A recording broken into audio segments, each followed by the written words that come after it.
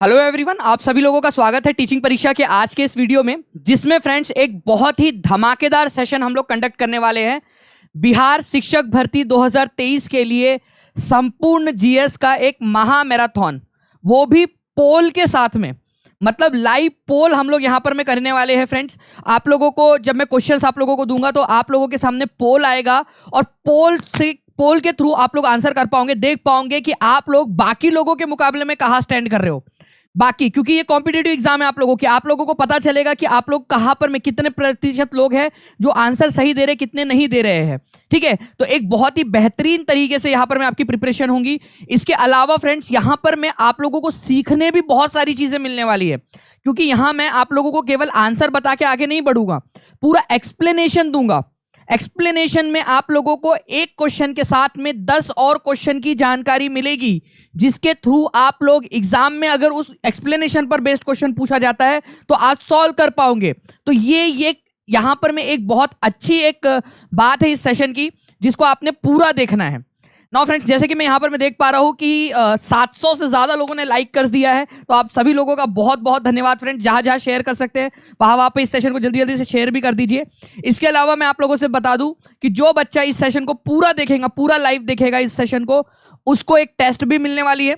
वो टेस्ट दे सकता है और टेस्ट के अंदर में अपनी जांच कर सकता है कि कितना उस सेशन से सीखा है। तो जल्दी से यहां पर मैं मेरे को प्रॉमिस कर दो कि पूरा सेशन देखेंगे सर। ये एक मौका है आप लोगों के लिए। जब एग्जाम हो जाएंगी, रिजल्ट आ जाएगा, उसके बाद पछताने से कुछ नहीं होगा। जब मौका है तब मेहनत कर लो, पूरी जान लगा दो। ठीक है, चाहे मन करे ना करे, पूरा सेशन अच्छे से देखो और उसके बाद में टेस्ट दो जाकर। ये एक छोटे छोटे से बेबी स्टेप्स है जो आप लोगों को आपकी सफलता की तरफ में लेके जाएंगे। आपके ही नहीं बल्कि आपके घर वालों के भी सपने पूरे करने वाले हैं ये आपकी छोटी छोटी सी मेहनत। तो आप लोग तैयार हैं इसके लिए, मेहनत करने के लिए? एक बार बता दीजिए। जी हाँ सर, बिल्कुल तैयार है। यहां पर में आप आगे बढ़िए सर, आप मेहनत कीजिए, हम भी साथ साथ में मेहनत करेंगे। बिल्कुल यहां पर में एकदम जो है सफलता को हासिल करके दिखाएंगे। ओके, 1000 से ज्यादा बच्चे यहाँ पर में जुड़ चुके हैं। जल्दी जल्दी से जहां जहां पर में भी आप लोग शेयर कर सकते हो, इस सेशन को शेयर कर देंगे फ्रेंड्स अपने दोस्तों के साथ में। टेलीग्राम, फेसबुक, व्हाट्सएप, इंस्टाग्राम, जहां जहां भी शेयर कर सकते हो। पहले क्वेश्चन की तरफ में आगे बढ़ते हैं हम लोग। यहाँ पर में लाइक, आई होप आप लोगों ने कर दिया होगा सेशन को। जिन लोगों ने भी कर दिया है लाइक, यहाँ पर में जैसे मैं देख पा रहा हूँ 900 से ज्यादा लोगों ने लाइक कर दिया है। उन पूरे के पूरे 900 लोगों को समर्पित ये सेशन, ये मैं उन लोगों को समर्पित करता हूं, उन 900 प्लस लोगों को जिन्होंने यहां पर में सेशन को लाइक कर दिया मेरे स्टार्ट होने से पहले ही। तो आप सभी लोगों का बहुत बहुत बहुत शुक्रिया दिल से। यही है आप लोगों का फ्यूल। नाउ फ्रेंड्स, पहला question, who propounded doctrine of विशिष्ट अद्वैतवाद? ठीक है, विशिष्ट अद्वैतवाद का सिद्धांत किसने दिया था ये आप लोगों को बताना है। ये क्वेश्चन आप लोगों के बुक के अंदर में दिया हुआ है, बीपीएससी के अंदर में, एनसीईआरटी के अंदर में भी ये क्वेश्चन, ये पॉइंट आप लोगों का दिया हुआ है फ्रेंड्स। इसी वजह से इंपॉर्टेंट हो जाता है। ठीक है, क्या बात है, 1000 से भी ज्यादा लाइक्स हो चुके हैं। बहुत बहुत धन्यवाद आप लोगों का। आग लगा देंगे जनाब आज तो, आज बहुत बढ़िया। तो विशिष्ट अद्वैतवाद, देखिए अद्वैतवाद का मतलब क्या होता है। पहली बात तो ये समझो, अद्वैतवाद, ठीक है, अद्वैतवाद, तुम और मैं एक ही हो। ठीक है, हम दोनों दो जिस्म एक जान है। अद्वैतवाद, एक ही है हम दोनों, मतलब कोई अलग है ही नहीं। ठीक है, नेहा ने राजू से कहा कि राजू तुम और मैं एक ही हो, दो जिस्म एक जान है हम दोनों। ठीक है, तो ये अद्वैतवाद हो गया। अब इसको भगवान के साथ में लगाइए आप, कि भगवान और हम जो है ना वो अलग है ही नहीं, एक ही है। इसको अद्वैतवाद कहा जाता है। एक उसमें विशिष्ट तरीके का अद्वैतवाद अगर हो जाए, कोई स्पेशल तरीके का अद्वैतवाद हो जाए, जिसके अंदर में आप दोनों अलग अलग भी एक है और अलग अलग भी है, एक भी है और अलग अलग भी है। ये जो नई तरीके की भसड़ थी ये किसने मचाई थी फ्रेंड्स? ये आप लोगों को याद रखना है कि भाई रामानुजन जो थे, इन्होंने क्या किया था, इन्होंने विशिष्ट अद्वैतवाद का कंसेप्ट दिया था। रामानुजन ने, ये याद रखना है आप लोगों ने, विशिष्ट अद्वैतवाद का कंसेप्ट, विशिष्ट अद्वैतवाद का कंसेप्ट। ओके, आपको बता दूं कि शंकर जो थे, शंकराचार्य या शंकर, इन्होंने अद्वैतवाद का कंसेप्ट दिया था, अद्वैतवाद का। लेकिन विशिष्ट अद्वैतवाद का कंसेप्ट किसने दिया? विशिष्ट अद्वैतवाद का कंसेप्ट ये दिया था रामानुजन ने। रामानुजन ने विशिष्ट अद्वैतवाद का कंसेप्ट दिया था। तो आंसर आपका ऑप्शन नंबर बी होगा। कितने लोगों ने आंसर किया है यहां पर में? 75% लोगों ने सही आंसर दिया है जी, बहुत बढ़िया। ठीक है, बहुत बढ़िया, क्या बात है फ्रेंड्स। 1500 से ज्यादा यहाँ पर में बच्चे जुड़ चुके हैं, 1200 से ज्यादा लाइक्स आप लोगों ने कर दिए हैं। मतलब आज तो आप लोग बिल्कुल फुल फायर में हो एकदम। ठीक है, आज तो आप लोग पहुंचा ही दोगे इसको 4000 प्लस। नेक्स्ट क्वेश्चन की तरफ में आगे बढ़ते हैं फ्रेंड्स। आप लोगों को बताना है कि खालसा पंथ के संस्थापक कौन थे? खालसा पंथ के संस्थापक, इस क्वेश्चन का आंसर कर दीजिए जल्दी से।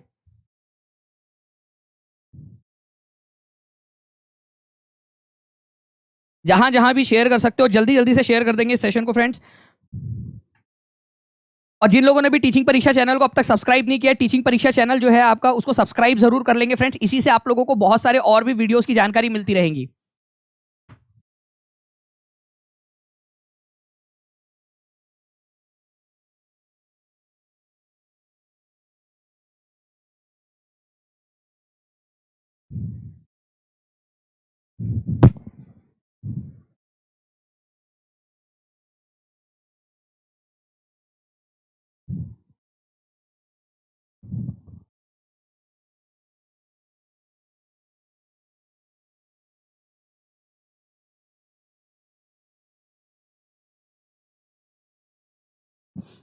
ओके तो देखिए फ्रेंड्स, अगर हम लोग यहाँ पर मैं बात करें कि खालसा पंथ के संस्थापक कौन थे, तो गुरु नानक जी, गुरु गोविंद सिंह जी, गुरु अंगद देव जी, ठीक है, Angad Dev ji, Guru Ramdas, none of the above या more than one of the above.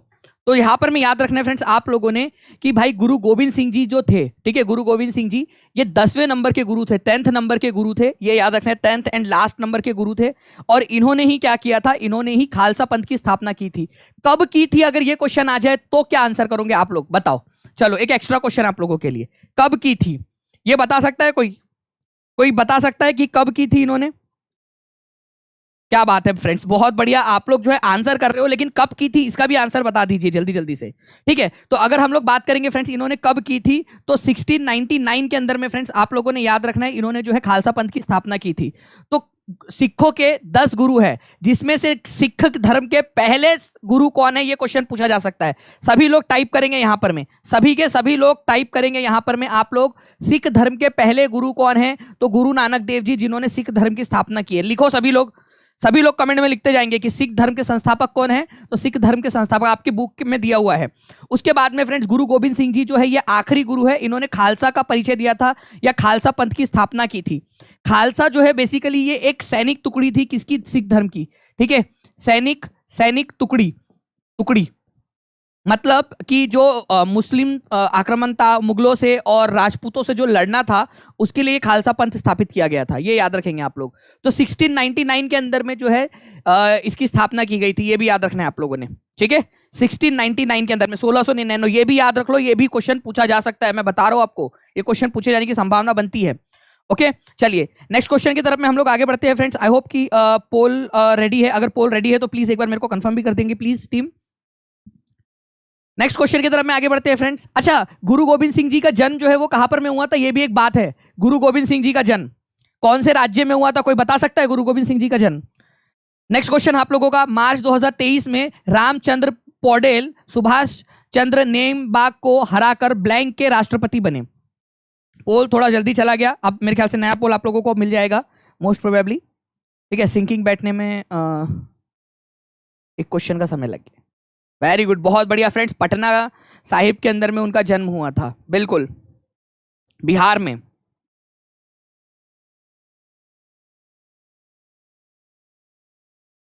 चलिए आंसर आप लोगों के आगे है फ्रेंड्स। यहां पर मैं मार्च 2023 की एक करंट अफेयर की न्यूज है, रामचंद्र पौडेल जो है ये कहाँ के राष्ट्रपति बने हैं?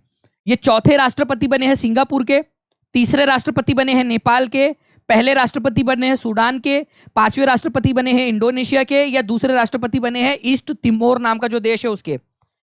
यह है क्वेश्चन असली, ये क्वेश्चन का आंसर जिसने कर डाला उसकी लाइफ झींगा लाला। ये क्वेश्चन करो और इस क्वेश्चन को सुपर डुपर इंपॉर्टेंट मार्क करो आप लोग, very very very very very very very important question, ठीक है। इसको सुपर डुपर इंपॉर्टेंट मार्क करो, इसके पूछे जाने की बहुत अधिक संभावना है आप लोगों की, ठीक है, बहुत बहुत अधिक संभावना इस क्वेश्चन की, 1 नंबर पक्का समझ सकते हो आप लोग, लगभग, ठीक है। यहां पर मैं आप लोगों को याद रखना है फ्रेंड्स, तीसरे राष्ट्रपति बने हैं नेपाल के ये रामचंद्र पौडेल, बहुत फेमस क्वेश्चन है, एग्जाम में पूछे जाने की बहुत बहुत बहुत अधिक संभावना है। रामचंद्र पौडेल, सभी लोग लिख देंगे रामचंद्र पौडेल, लिख दो एक बार ताकि याद हो जाए हमेशा आप लोगों के लिए। रामचंद्र पौडेल नेपाल के तीसरे राष्ट्रपति बने हैं, तीसरे नंबर के, ये भी पूछ सकते हैं कौन से नंबर के बने, इसी वजह से ये क्वेश्चन आप लोगों के लिए करवा दिया है। 58% लोगों का आंसर आया था फ्रेंड्स। यहां पर मैं आप देख सकते हो ये है रामचंद्र पौडेल, नेपाल के तीसरे राष्ट्रपति बने हैं, ठीक है।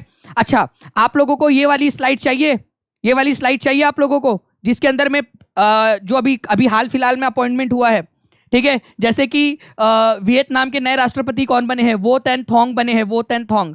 आपको बता दूं कि भाई वापस से जो कुवैत है उसके वापस से जो है रीअपॉइंट हुए हैं प्रधानमंत्री शेख अहमद नवाफ अल सबाह। ठीक है, शेख अहमद नवाफ अल सबाह कुवैत के फिर से रीअपॉइंट हुए हैं। और शी जिनपिंग जो है वो तीसरी बार चाइना के वापस से क्या बन गए हैं, सेक्रेटरी जनरल, मतलब कि राष्ट्रपति टाइप के बन गए हैं वो कम्युनिस्ट पार्टी के। ठीक है, सेक्रेटरी जनरल बन गए मतलब राष्ट्रपति बन गए हैं बेसिकली तीसरी बार। तो ये भी ये वाली स्लाइड अगर आपको चाहिए फ्रेंड्स तो आप लोगों को बता दूं कि ऐप के अंदर में आप लोगों को मिल जाएगा। टीचिंग परीक्षा ऐप डाउनलोड कर लेना, उसके ऊपर में सबसे ऊपर में ही आपको मिल जाएगा, सबसे ऊपर में ही बिहार बीपीएससी का जो कोर्स है उसके ऊपर में ही उसको रख दूंगा मैं, ओपन रख दूंगा ताकि सारे लोग देख सके। आप लोग फ्री में भी उसको देख सकते हो। ठीक है, जैसे पहले वाले इसमें रखा था, एक दिन के लिए पूरा वो फ्री रहेगा, आप लोग उसको देख सकते हो। बाकी जो बच्चे हैं उन लोगों के लिए हमेशा अवेलेबल रहता है। About 30% of India's territory is contained in 3 states. These 3 states are, Bharat का लगभग 30% क्षेत्र 3 राज्यों में सीमित है। कौन से 3 राज्य है जिसके अंदर में 3, ये वाला आप लोगों का है? ठीक है, बताइए जल्दी से। भारत का 2100 से ज्यादा लोग हो चुके हैं फ्रेंड्स, और क्या बात है, हमारा जो एक पहला बेंचमार्क है वो अचीव हो गया। आप सभी को कॉन्ग्रेचुलेशंस। सबसे पहले 1500 प्लस लाइक्स करने के लिए आप सभी लोगों का बहुत बहुत शुक्रिया। ठीक है, बहुत बहुत शुक्रिया आप सभी लोगों का। आप लोगों को समर्पित ये पूरा का पूरा लेक्चर, जितने भी लोग हैं यहाँ पर में 1500 लाइक्स आप लोगों ने कर दिए हैं, और इसके लिए तहे दिल से आप लोगों का बहुत बहुत शुक्रिया फ्रेंड्स, इतना ज्यादा प्यार देने के लिए। 2100 से ज्यादा लोग यहाँ पर में देख रहे हैं। आप लोगों को बता दूं कि भाई भारत का 30% क्षेत्र केवल 3 राज्यों के अंदर में है। पहले 3 राज्य कौन कौन से हैं आपको पता होना चाहिए। सबसे बड़ा राज्य केवल जो है अकेला लगभग 10% हिस्सा कौन कवर करता है हमारे भारत का, ठीक है, राजस्थान। फिर उसके बाद में बारी आती है मध्य प्रदेश की, दूसरे नंबर पे, ठीक है, मध्य प्रदेश, और फिर आता है महाराष्ट्र, और उसके बाद में यूपी आता है। तो आप लोगों को बता दूं फ्रेंड्स कि सी, राजस्थान, मध्य प्रदेश, महाराष्ट्र, ये 3 राज्य ऐसे हैं जो लगभग 30% हिस्सा कवर करते हैं। Option C is the correct answer. केवल 45% लोगों ने आंसर दिया है, जबकि कितना इजी क्वेश्चन था, केवल 45% लोगों ने। ओके, तो आंसर याद रखेंगे फ्रेंड्स आप लोग यहाँ पर में। Answer is option number C, Rajasthan, Rajasthan, Madhya Pradesh, Maharashtra. उसके बाद में चौथे नंबर पे यूपी आता है, ठीक है। और ये जो पहले 3 राज्य है ये लगभग 30% जो हिस्सा है वो कवर करते हैं पूरे भारत का। नेक्स्ट क्वेश्चन आपकी स्क्रीन के ऊपर में ये रहा। आप लोगों को बताना है कि पनामा नहर जो है किसको किसको जोड़ती है। पनामा नहर किसको किसको जोड़ती है? पनामा नहर, सभी लोग आंसर करते रहेंगे। पनामा नहर किसको जोड़ती है? पहली बात तो पनामा नहर है कहां पर में, ये भी आपको पता होना चाहिए। पनामा कैनल बहुत फेमस है, ठीक है। कौन से 2 महासागरों को जोड़ती है? उत्तरी अमेरिका और साउथ अमेरिका को, प्रशांत महासागर और अंध महासागर। अंध महासागर मतलब आप लोगों का अटलांटिक महासागर है, उसको अंध महासागर भी बोला जाता है, अटलांटिक महासागर को, ठीक है। रेड सी और मेडिटेरियन सी, इंडियन ओशियन और प्रशांत महासागर को किसको जोड़ती है? ठीक है,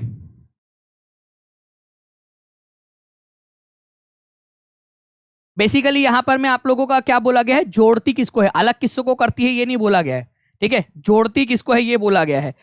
तो जो भी लोगों ने यहां पर में ए आंसर लगाया है उन लोगों का यहां पर में गलत है, क्योंकि जोड़ती बोला है, अलग करती बोला गया नहीं है यहां पर में। आप देखिए यहां पर में थोड़ा सा अगर मैं जूम कर दूं आप लोगों के लिए, थोड़ा यहां जूम करूं तो आप लोग यहां देख पाओगे ये है आपका नॉर्थ अमेरिका और यहां पर में है साउथ अमेरिका। यहां पर में आप देखिए ये पनामा नाम की जगह है। पहले क्या होता था कि अगर आप लोगों ने मान लीजिए न्यूयॉर्क से सैन फ्रांसिस्को जाना है तो ऐसा पूरा घूम के जाना पड़ता था आप लोगों को, लेकिन बीच में यहां पर में एक नहर बना दी गई, आप लोगों की नहर बना दी गई। और ये जो नहर है ये क्या करती है, ये रास्ते को बहुत कम कर दी। देखिए आप लोग खुद देख सकते हो आप लोग कि कितना रास्ता कम हो गया है। बस इतने से रास्ते से ही आप लोग यहां से पहुंच जाओगे, अदरवाइज ऐसा घूम के जाना पड़ता था आप लोगों को। खुद सोचिए आप लोग, अगर आपको जाना हो, ठीक है, आपका ससुराल और आपका मायका हो ऐसे, तो आप खुद सोचिए कितना लंबा रास्ता हो जाएगा आप लोगों के लिए, है ना।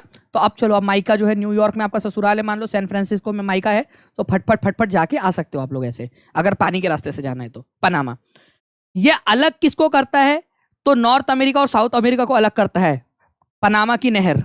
लेकिन जोड़ता किसको है? अटलांटिक महासागर और प्रशांत महासागर को। यहां पर में है प्रशांत महासागर, पैसिफिक ओशियन आप लोगों का ये पूरा प्रशांत महासागर है, और ये है अटलांटिक महासागर, उनको जोड़ता है ये, ठीक है। ये याद रखना है आप लोगों ने। जोड़ता किसको ये बोला है यहां पर में, तोड़ने की बात नहीं करेंगे, जोड़ने की बात करेंगे हम लोग यहाँ पर में। तो answer is option number B, ठीक है। प्रशांत महासागर और अटलांटिक महासागर को जोड़ता है। इस वजह से इसका आंसर ऑप्शन नंबर बी होगा। केवल 52% लोगों ने आंसर लिया है। ठीक है, सी वाले गोला खाओ। अरे वो रेड सी और मेडिटेरियन सी का कौन सा वाला जोड़ता है बताओ। चलो यार, उनकी भी बात को ऐसा नहीं करो यार। ये इसको कौन जोड़ता है ये बता सकते हो आप लोग? कौन सी वाली कैनल है जो इसको जोड़ती है? कैनल, उसका नाम आप लोग बताएंगे। चलो, बाकी आंसर इसका वाला पनामा नहर का आंसर तो बी है, लेकिन एक है कैनल जो इनको भी जोड़ती है, वो भी बता दीजिए आप लोग। नेक्स्ट क्वेश्चन की तरफ में आगे बढ़ते हैं फ्रेंड। 2400 से ज्यादा लोग जुड़ चुके हैं। जल्दी जल्दी से एक बार सारे के सारे लोग एक साथ शेयर कर देंगे तो हमारा 4000 का टारगेट कंप्लीट हो जाएगा। और ये क्वेश्चन करंट अफेयर का क्वेश्चन आप लोगों के लिए बहुत बहुत इंपॉर्टेंट, इसको इंपॉर्टेंट, वेरी इंपॉर्टेंट मार्क करना है आप सभी लोगों ने। बहुत ज्यादा इंपॉर्टेंट क्वेश्चन आप लोगों का। आपको बताना है कि विश्व खुशी या हैप्पीनेस रिपोर्ट 2023 में कौन सा देश सबसे ऊपर रहा 2023 के अंदर में। बहुत important, very very very important question, very important question आप लोगों का। जी हाँ, स्वेज कैनल जो है वो लाल सागर और मेडिटेरियन सी, भूमध्य सागर को जोड़ती है। बहुत ही ज्यादा इंपॉर्टेंट क्वेश्चन। और भारत की रैंकिंग कितनी रही इसके अंदर में ये भी आप लोग बताएंगे मुझे। ठीक है, भारत की रैंकिंग कितनी थी ये भी आप लोगों को बताना है। इंपॉर्टेंट क्वेश्चन है क्योंकि ये वाला आपका। क्या बात है फ्रेंड्स, आप लोगों के यहाँ पर में आंसर्स आने स्टार्ट हो गए हैं और ऐसे ही आप लोग आंसर्स करते रहेंगे। भारत की रैंकिंग भी कमेंट करके बताते रहो। तो याद रखना है फ्रेंड्स कि फिनलैंड जो है ये जो है लगातार बार बार हर बार फिनलैंड जो है ये क्या कर रहा है, टॉप कर रहा है आप लोगों का। भाई मैं तो सोच रहा हूँ कि भाई फिनलैंड के अंदर में ही चलते। फिनलैंड की 7th फेज की एग्जाम कब निकल रही पता करो, बोला थोड़ा इंटरनेट के ऊपर में निकल गई क्या, हो गई क्या? फॉर्म डेट कब तक है फिनलैंड की? जैसे आप लोगों की आज की है ना डेट, जिन लोगों ने नहीं भरा है। फिनलैंड के अंदर में हो रही है 7th फेज, भाई उधर में खुशहाली ज्यादा है, खुश रहेंगे बढ़िया से। ठीक है, तो फिनलैंड जो है फ्रेंड सबसे ज्यादा खुश देश है। अगर मैं बात करूं भारत की, तो भारत की रैंकिंग जो है वो 125वें नंबर पे है इंडिया की। लिखो सभी लोग, इंडिया 125वें नंबर का सबसे खुश देश है। 125वें नंबर का सबसे खुशहाल देश है, ये भी याद रखोगे आप लोग। ठीक है, इसके अलावा अगर मैं बात करूं आप लोगों से, तो हमारे भारत के जो पड़ोसी देश है, नेपाल हो गए, चाइना, बांग्लादेश, श्रीलंका, ये हमसे ज्यादा खुश है। इवन बांग्लादेश हमसे ज्यादा खुश है, नेपाल हमसे ज्यादा खुश है खुशहाली इंडेक्स के अंदर में। और हम लोग बोलते हैं कि हम बहुत खुश है, बहुत खुश है। फिनलैंड सबसे ज्यादा खुश है, ये याद रखना है आप लोगों ने फ्रेंड्स। ओके, तो फिनलैंड ने टॉप किया है, ये याद रखेंगे। अफगानिस्तान जो है वो सबसे लास्ट है। अफगानिस्तान में नहीं जाना भाई अपन ने, दुखी थोड़ी होना है अपन को। ठीक है, तो फिनलैंड सबसे टॉप पे है और इंडिया की रैंकिंग है आपकी 125। नाउ एक बहुत ही इंपॉर्टेंट वाला और क्वेश्चन आपको बता रहा हूं, ध्यान से सुनना। इसी के अंदर में, इसी में पूछा जा सकता है, ध्यान से सुनेंगे बस आप लोग। ये वर्ल्ड हैप्पीनेस रिपोर्ट निकालता कौन है? ये वर्ल्ड हैप्पीनेस रिपोर्ट निकालता कौन है, ये क्वेश्चन भी पूछे जाने की संभावना है। बन सकता कि नहीं बन सकता ये क्वेश्चन? जल्दी आप बताओ, खुद बताओ, ये क्वेश्चन बन सकता कि नहीं बन सकता आप लोगों का, कि वर्ल्ड हैप्पीनेस रिपोर्ट निकालता कौन है? ठीक है, ठीक है, वर्ल्ड हैप्पीनेस रिपोर्ट निकालता कौन है आप लोगों की? ठीक है, ओके, वर्ल्ड हैप्पीनेस रिपोर्ट। तो ये आप लोगों को याद रखना है फ्रेंड्स कि भाई वर्ल्ड हैप्पीनेस रिपोर्ट जो है United nation sustainable development solution network. ठीक है, यूनाइटेड नेशन का sustainable development solution network, sustainable development solution network ये निकालता है। यूनाइटेड नेशन का एक संस्था है सस्टेनेबल डेवलपमेंट सॉल्यूशन नेटवर्क, ये इसको निकालता है। ठीक है, सतत विकास समाधान नेटवर्क जो है संयुक्त राष्ट्र का, वो इसको निकालता है। ये इंपॉर्टेंट पॉइंट है आप लोगों का। ठीक है, ये याद रखना है आप सभी लोगों ने, एग्जाम के अंदर में आप लोगों से पूछा जा सकता है। ठीक है, चलिए नेक्स्ट क्वेश्चन की तरफ में आगे बढ़ते हैं फ्रेंड्स। आप लोगों का यहां पर में आप लोगों को बताना है, ठीक है, कि कौन सा बौद्ध स्थल निरंजना नदी के तट पर स्थित है?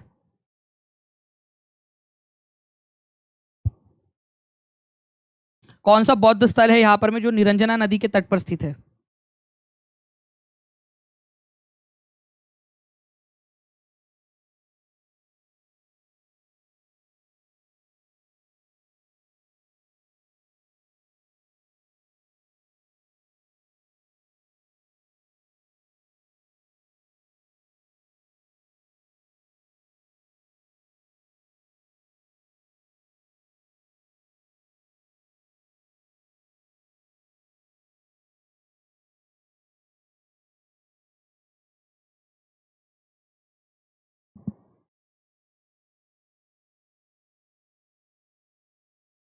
चलिए आप लोगों के जो है फ्रेंड्स आंसर्स यहाँ पर में आने स्टार्ट हो गए आप लोगों के।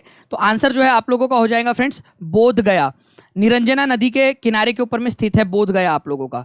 बोध गया जो है ये यहाँ पर में है बिहार के अंदर में, गया डिस्ट्रिक्ट के अंदर में। यहाँ से जो है आप लोगों की निरंजना नदी बहती है और निरंजना नदी के जो है आप लोगों का उसके तट के ऊपर में ये लोकेटेड है। ये याद रखना है आप लोगों ने, इंपॉर्टेंट पॉइंट है, एग्जाम के अंदर में आप लोगों से पूछा जा सकता है। ठीक है, इंपॉर्टेंट है, एग्जाम के अंदर में आप लोगों से पूछा जा सकता है।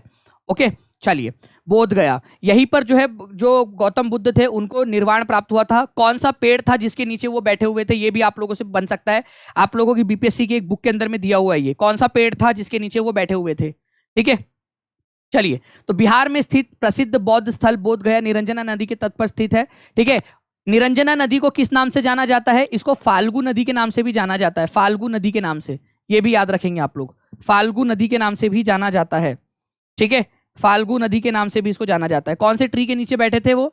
तो पीपल के ट्री के नीचे बैठे थे वो, और उनके नीचे बैठे हुए उनको जो है बुद्धत्व प्राप्त हुआ था। लुम्बिनी जो है फ्रेंड्स ये नेपाल में एक जगह है जहां पर में उनका जन्म हुआ था। लुम्बिनी में नेपाल में जगह है जहां पर में इनका जन्म हुआ था। और कुशीनगर वह स्थान है फ्रेंड्स जहां पर में उनकी मृत्यु हुई थी। ठीक है, तो मृत्यु जो है वो उनकी कहां पर में हुई थी? कुशीनगर में हुई थी, उत्तर प्रदेश में। सारनाथ में उन्होंने पहला प्रवचन दिया था, पहला प्रवचन। तो ये चीजें भी आप लोगों ने याद रखनी है। नेक्स्ट क्वेश्चन आप लोगों का, बताइए यहाँ पर में ये जगह है कहां पर में? बहुत ही फेमस क्वेश्चन, इंपॉर्टेंट क्वेश्चन है ये वाला, आप लोगों ने बताना है ये क्वेश्चन कहा, इसका आंसर क्या होगा आप लोगों का, जल्दी जल्दी से बताओ। इस क्वेश्चन का आंसर करेंगे सभी लोग, बताइए जल्दी से। निम्नलिखित में से, ठीक है, चिरान, मेहरगढ़, बुरझोम, कोल्डी हवा कहां कहां पर में है? आधुनिक आज के कौन से वाले इलाके के अंदर में है ये? अगर मैं बात करूं यहां पर मैं फ्रेंड्स चिरांद की, तो चिरांद जो है फ्रेंड्स ये तो बिल्कुल आप लोगों को याद रहना चाहिए कि बिहार के अंदर में है। यहीं पे हो गई बात खत्म आप लोगों की, चिरांद। ठीक है, तो आप लोग डायरेक्टली याद रखोगे। अच्छा, कौन से जिले के अंदर में ये बता सकते हो आप लोग? जो चिरांद है ये कौन से जिले के अंदर में है? ठीक है, जल्दी बताइए आप लोग, चिरांद बिहार के कौन से जिले में है?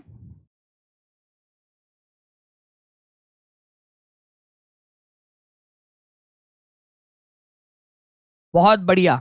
ठीक है, आप लोगों के आंसर आने स्टार्ट हो गए। मेहरगढ़ जो है फ्रेंड्स आप लोगों को याद रखना है, ये आधुनिक पाकिस्तान के अंदर में मेहरगढ़। बुरझोम जो है ये आधुनिक कश्मीर के अंदर में है। और कोल्डी हवा आज के उत्तर प्रदेश में है। बहुत इंपॉर्टेंट क्वेश्चन है, इसको मार्क कीजिए आप लोग, एनसीईआरटी के अंदर में और बीपीएससी बिहार की जो बुक्स है उसके अंदर में दिया हुआ है।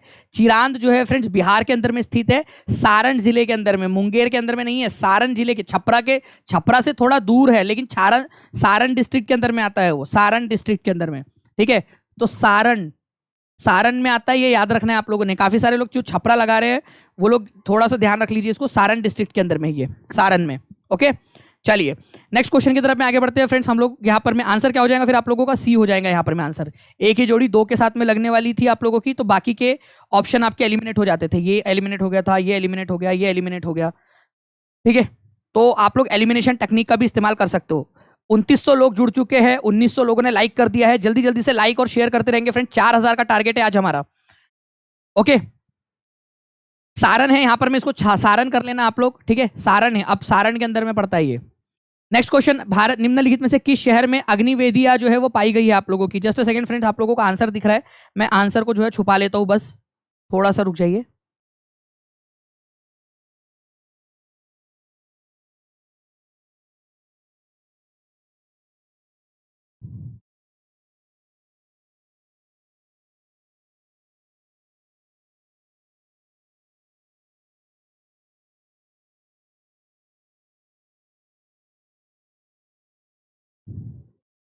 चलिए, आई थिंक अब आप लोगों का आंसर नहीं दिख रहा होगा आप लोगों को। निम्नलिखित में से किस शहर में अग्निवेदिया पाई गई है? हड़प्पा के काल के अंदर में। अग्निवेदी का मतलब होता है फ्रेंड्स ओम भट्ट स्वाहा करने वाली जगह, जहां पर में आप लोग हवन कुंड वगैरह करते थे। ठीक है, ओम भट्ट स्वाहा। ठीक है, भगवान बीपीएससी का पेपर निकल जाए, ओम भट्ट स्वाहा। 7th फेज निकल जाए हमारा, ओम भट्ट स्वाहा। अदरक लहसन प्याज, ओम भट्ट स्वाहा। जो आप लोग कर रहे हो ओम भट्ट स्वाहा बेसिकली। ठीक है, तो ये अग्निवेदी जो है आप लोगों को कहां पर में मिली है? तो कालीबंगान और लोथल। ठीक है, ये दो जगह है ऐसी है जहां पर में आपको अग्निवेदी मिली है, मतलब वो लोग हवन कुंड वगैरह भी किया करते होंगे। लोथल के अंदर में भी मिला है। कालीबंगान आप लोगों को मिलेगा फ्रेंड्स आज के राजस्थान के अंदर में, ये भी एक इंपॉर्टेंट पॉइंट है। और लोथल जो है आप लोगों को मिलेगा फ्रेंड्स आज के गुजरात के अंदर में, गुजरात में। ये जो लोथल नाम की जगह है आप लोगों की, ये एक पत्तन नगर भी था, पत्तन नगर, पत्तन नगर मतलब होता है पोर्ट सिटी, जहां पर में बंदरगाह था, पोर्ट सिटी बंदरगाह हुआ करता था, भोगवा नदी के किनारे पे स्थित है। ठीक है, तो ये भी आप लोग याद रख सकते हो। भोगवा जो है वो साबरमती नदी में जाकर मिल जाती है बाद में, साबरमती की सहायक नदी है भोगवा, तो ये भोगवा के किनारे पे स्थित है गुजरात में। और कालीबंगान जो है राजस्थान के अंदर में है, ये याद रखेंगे आप लोग। कालीबंगान के अंदर में ही आपको जूते हुए खेत के सबूत मिले हैं, जूता हुआ खेत, ऐसा खेत मिला है जिसमें पक्का हमें पता चलता है कि यहाँ पर में खेती की गई थी हड़प्पा काल के अंदर में। तो जूते हुए खेत के सबूत कहाँ मिलते हैं? कालीबंगान के अंदर में मिलते हैं आप लोगों को, राजस्थान के। तो आंसर आपका ऑप्शन नंबर ए हो जाएगा। तो मैं जो अग्निकुंड या फायर अल्टर्स की बात कर रहा हूँ वो ये है आप लोगों का। ठीक है, कालीबंगान और लोथल एनसीईआरटी में दिया हुआ है, जहां अग्निकुंड या फिर हवन कुंड आप लोगों को मिले हैं, यज्ञ किया जाता होगा, ऐसी जानकारी हम लोगों को यहाँ पर में मिलती है। ठीक है, नेक्स्ट पॉइंट की तरफ में हम लोग आगे बढ़ते हैं फ्रेंड्स। यहाँ पर में हमारे आप लोगों को बताना है कि इंडो यूरोपियन लैंग्वेज फैमिली का पार्ट है। ठीक है, इंडो यूरोपियन भाषा परिवार। देखिए भाषा परिवार जो है ना फ्रेंड्स, अलग अलग भाषा परिवार होते हैं आप लोगों के। ठीक है,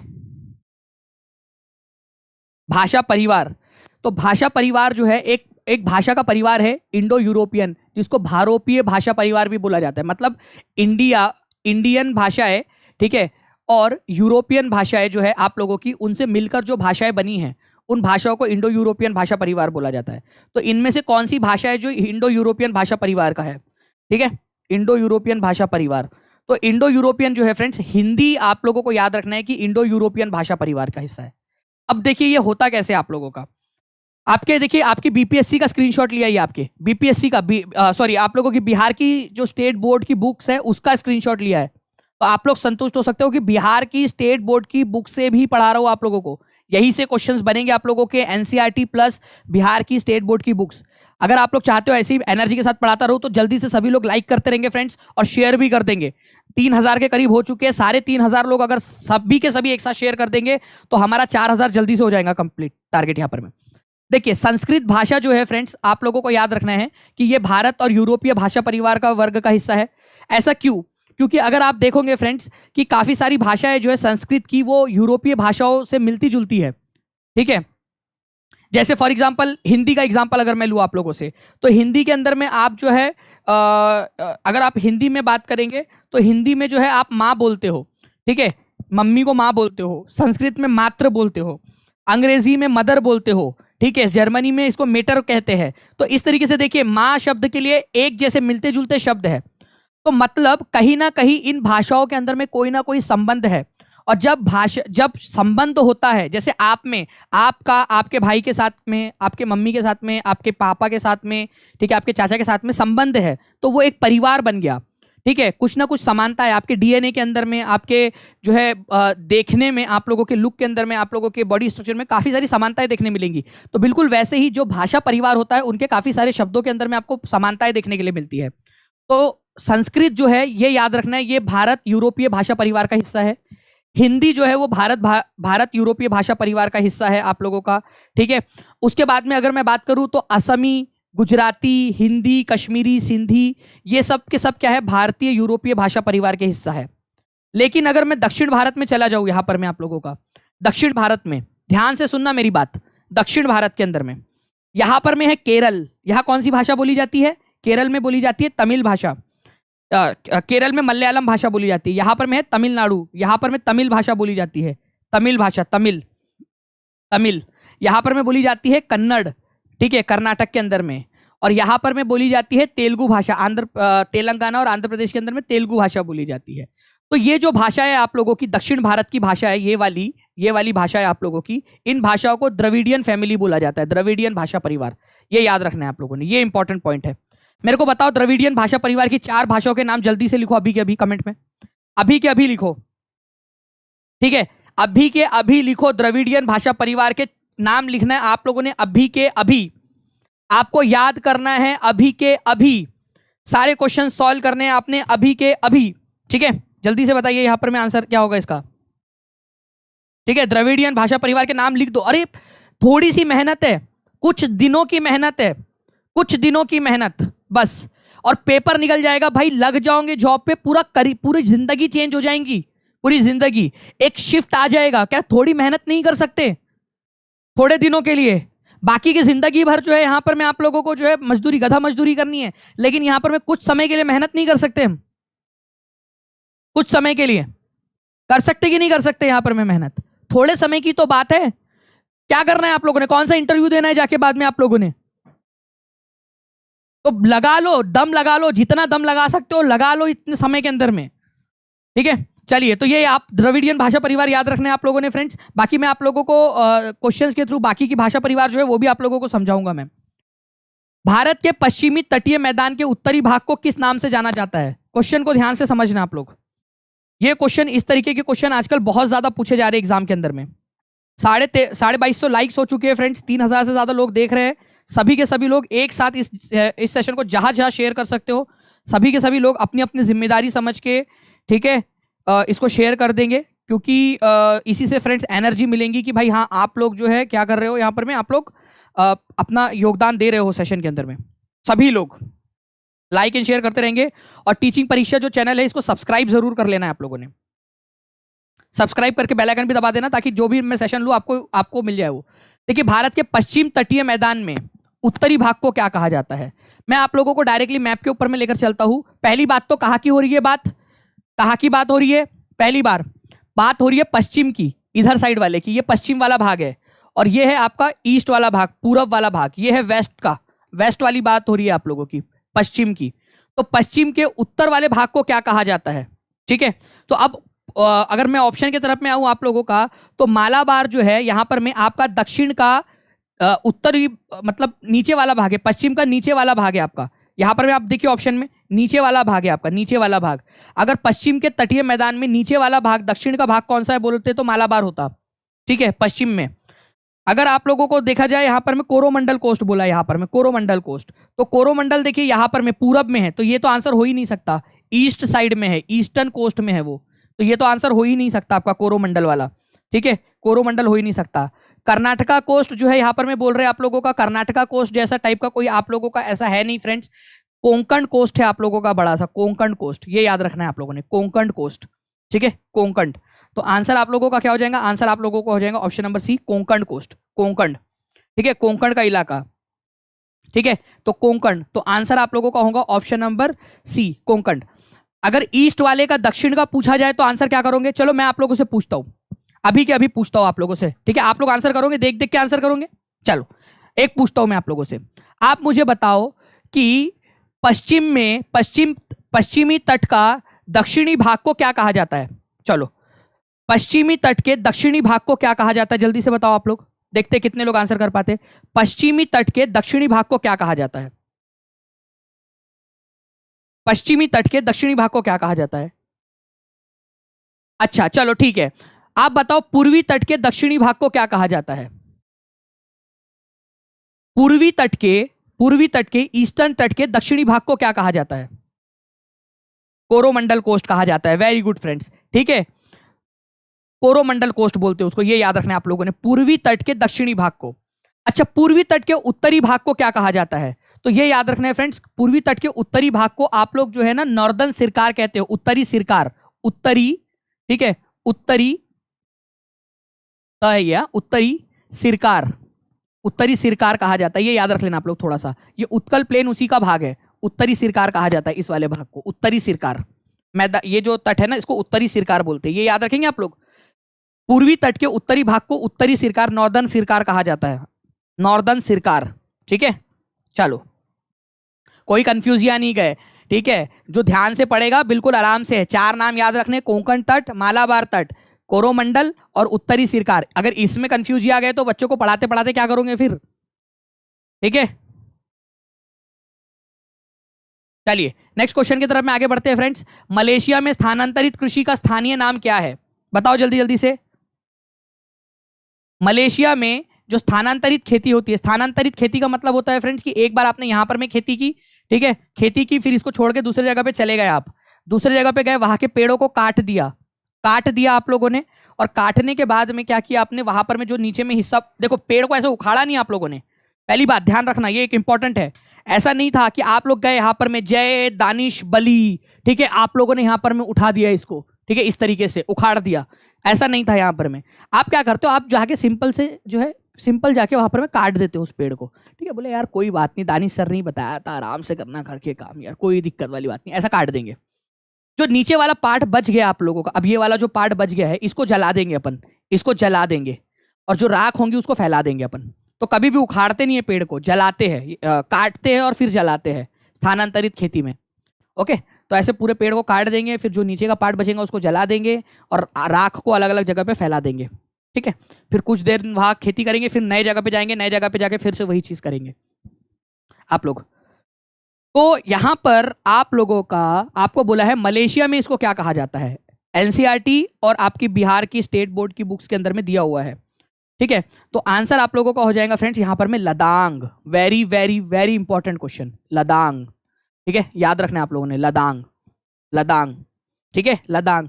नॉर्थ ईस्ट इंडिया में, नॉर्थ ईस्ट इंडिया में, हमारे इंडिया के अंदर में इसको झूम की खेती कहा जाता है, झूम की खेती। अच्छा, कुमारी और पोडू कहा जाता है ये बता दो, मैं मान जाऊंगा आप लोगों को। और जिन लोगों को नहीं आता है वो लोग ध्यान से देखिए, क्योंकि आप लोगों के काम की चीजें आप लोगों को नहीं आता है, आप लोग सीखिए उसको। ठीक है, मुश्किल कोई आन पड़े तो घबराने से क्या होगा, जीने की तरकीब निकालो मर जाने से क्या होगा, सब मिलकर आवाज उठाए तो कुछ चांद पे रौब पड़े, मैं तन्हा जुगनू हूं मेरे चिल्लाने से क्या होगा। बाकी आगे का शेर जो है वो थोड़ा सा आप अपने मैडम के लिए यूज कर सकते हो कि हमको देख के शर्माओ तो शर्माने की दाद भी दे, आईने में देख के खुद को शर्माने से क्या होगा। चलिए यहाँ पर मैं आ जाइए, यहाँ पर मैं आप लोगों का, तो कुमारी जो है फ्रेंड्स याद रखना है आप लोगों ने, केरला की है, केरला के अंदर में है आप लोगों का, केरला में। ओके, और पोडू की अगर मैं बात करूं आप लोगों से तो स्पेशली आंध्र प्रदेश, आंध्र प्रदेश आप लोगों का, और उड़ीसा के राज्य के अंदर में, आंध्र प्रदेश और उड़ीसा वाला जो इलाका है आप लोगों का, वहां पर में ये की जाती है, आंध्र प्रदेश और उड़ीसा के अंदर में। ठीक है, ये याद रखेंगे आप लोग, आंध्र प्रदेश और उड़ीसा के अंदर में। ओके, चलिए, तो answer is option number B यहां पर में। ये शिफ्टिंग कल्टीवेशन जो है इसको स्लैश एंड बर्न भी कहते हैं। क्यों कहते हैं स्लैश एंड बर्न? अभी दानिश सर ने सिखाया आपको कि यहां पर में जय माहिश मती करके ऐसा उखाड़ नहीं देते, यहां पर में पेड़ को स्लैश करते, कर्तन करते, काटते हैं पहले और फिर आग लगा देते हैं। ठीक है, पहले काटेंगे फिर आग लगा देंगे, पहले काटेंगे फिर आग लगा देंगे। ठीक है, तो कर्तन और दहन, स्लैश एंड बर्न कहा जाता है इस तरह की खेती को, स्लैश एंड बर्न।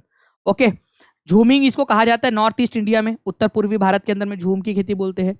मिल्पा इसको कहा जाता है मध्य जो उत्तरी अमेरिका, मध्य अमेरिका का जो भाग है वहां पर में, मैक्सिको वगैरह टाइप का जो इलाका है वहां पर में इसको मिल्पा कहा जाता है।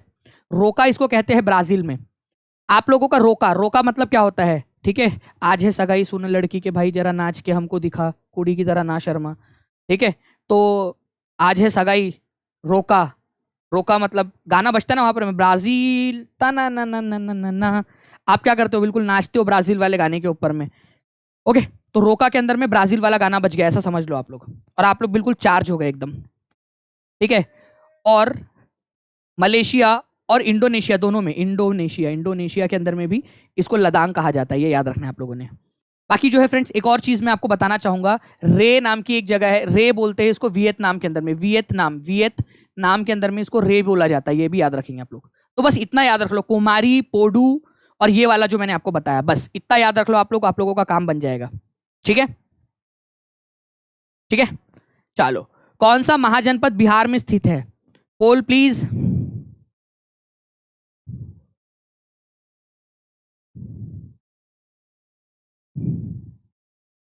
बिहार के अंदर में कौन सा वाला महाजनपद स्थित है? और ये आप लोगों का देखिए, ये डायरेक्ट स्क्रीनशॉट लिया है आपके बिहार की बुक में से, बिहार की बुक में से। तो आप सोचिए कि कितना स्पेसिफिक आपको पढ़ाया जा रहा है। 2500 लाइक्स हो चुके हैं फ्रेंड्स, कॉन्ग्रेचुलेशन आप लोगों को 2500 प्लस लाइक्स करने के लिए यहाँ पर मैं आप सभी लोगों का शुक्रिया। ठीक है, लाइक्स करने के लिए सभी लोगों का, जितने भी लोग यहाँ पर मैं देख रहे हैं, अपना अपना योगदान दे रहे हैं सेशन को आगे बढ़ाने में, बहुत बहुत शुक्रिया आप सभी लोगों का। ठीक है, 3300 के करीब लोग हो चुके, जल्दी से 700 लोगों की कमी है, जल्दी से 700 लोगों तक शेयर कर देंगे सभी लोग, एक साथ शेयर मारिए सभी लोग, जल्दी जल्दी से हो जाएगा ये। अगर मैं बताऊं फ्रेंड्स कौन सा महाजनपद बिहार में स्थित है आप लोगों का, अंग, अवंती, कौशाम्बी, वत्स, कुरु। तो अंग महाजनपद जो है ये आप लोगों का बिहार में स्थित था। ठीक है, कहां पर में? भागलपुर वाले इलाके में, भागलपुर, भागलपुर में, भागलपुर और मुंगेर वाला जो इलाका है ना वहां पर में। अच्छा, ये अंग महाजनपद की राजधानी क्या थी? राजधानी, राजधानी क्या थी? मस्त है नाम, राजधानी, अंग महाजनपद की राजधानी। ठीक है, ठीक है, अंग महाजनपद की राजधानी क्या है? अंग महाजनपद की राजधानी चंपा। क्या नाम है? चंपा। चंपा। ठीक है, ये भी याद रखना है आप लोगों ने। अंग महाजनपद की राजधानी का नाम था चंपा। ठीक है, तो ये भी याद रखेंगे आप लोग। ये यहाँ पर मैं भागलपुर वाले इलाके के अंदर में अंग महाजनपद। बाकी जो है फ्रेंड्स बिहार के अंदर में आप लोगों का अंग महाजनपद तो था ही, भागलपुर और मुंगेर के इलाके में। ये पीपीटी चाहिए, ये पीडीएफ तो टीचिंग परीक्षा ऐप के ऊपर में आप लोगों को मिल जाएंगी। टीचिंग परीक्षा ऐप जिन लोगों ने भी डाउनलोड नहीं किया वो आज के आज ही टीचिंग परीक्षा ऐप डाउनलोड कर लेना। वहां पर मैं आप लोगों को जो है टेस्ट भी मिलने वाली है। जो बच्चा पूरा लेक्चर अच्छे से देखेगा उसको टेस्ट भी मिलने वाली है। ठीक है, तो आज के आज ही टीचिंग परीक्षा ऐप डाउनलोड कर लेना जिन भी लोगों ने नहीं किया अभी तक। मगध जो है उसकी राजधानी, पहली राजधानी थी राजगृह, और दूसरी राजधानी क्या थी ये आप बताएंगे। सेकंड वाली उसकी राजधानी का नाम आप लोग बताएंगे। और वज्जी जो था उसकी राजधानी थी वैशाली, ये भी बिहार में स्थित था। ठीक है, बिहार और नेपाल की बॉर्डर पर वज्जी। वज्जी की राजधानी पूछते हैं भाई लोग, एनसीईआरटी में भी दिया है। वज्जी की राजधानी क्या थी? वैशाली। वज्जी की राजधानी वैशाली, वज्जी की राजधानी वैशाली। ठीक है, ये याद रखना है आप लोगों ने। ये तीनों के तीनों याद रखना है, अपने बिहार के अंदर में है। और मैं आपको बता दूं मगध की पहली राजधानी थी राजगृह, फिर बाद में उज्जैन करके राजा आया था एक, उज्जैन। उसने पाटलिपुत्र जो है उसको क्या कर दिया था, अपनी राजधानी बना लिया था, जो आज का प्रेजेंट डे पटना है आपका। ये राजगृह कहां पर में, कौन से वाले डिस्ट्रिक्ट में आज कोई बता सकता है? राजगृह कौन से डिस्ट्रिक्ट में पड़ता है आज? 3300 से ज्यादा लोग यहाँ पर मैं देख रहे हैं फ्रेंड्स, 2700 से ज्यादा लाइक्स हो चुके हैं। जल्दी जल्दी से 700 लोगों की कमी है, जल्दी से एक बार सभी लोग शेयर मार देंगे। चलिए आगे बढ़ते हैं फ्रेंड्स। यहाँ पर मैं, अच्छा ये क्या बात हो गई, क्वेश्चन एक एक करके आ रहा है। चलिए कोई बात नहीं, आने दीजिए। ठीक है, मुद्रा राक्षस की रचना किसने की थी? हु रूट मुद्रा राक्षस? वात्स्यायन, विशाख दत्त, विष्णु शर्मा, वराह मिहिर। अच्छा डायरेक्ट आंसर कोई बात नहीं। ठीक है, बताइए इसका आंसर क्या होगा आप लोगों का? किसी ने चीटिंग तो नहीं की ना? ठीक है,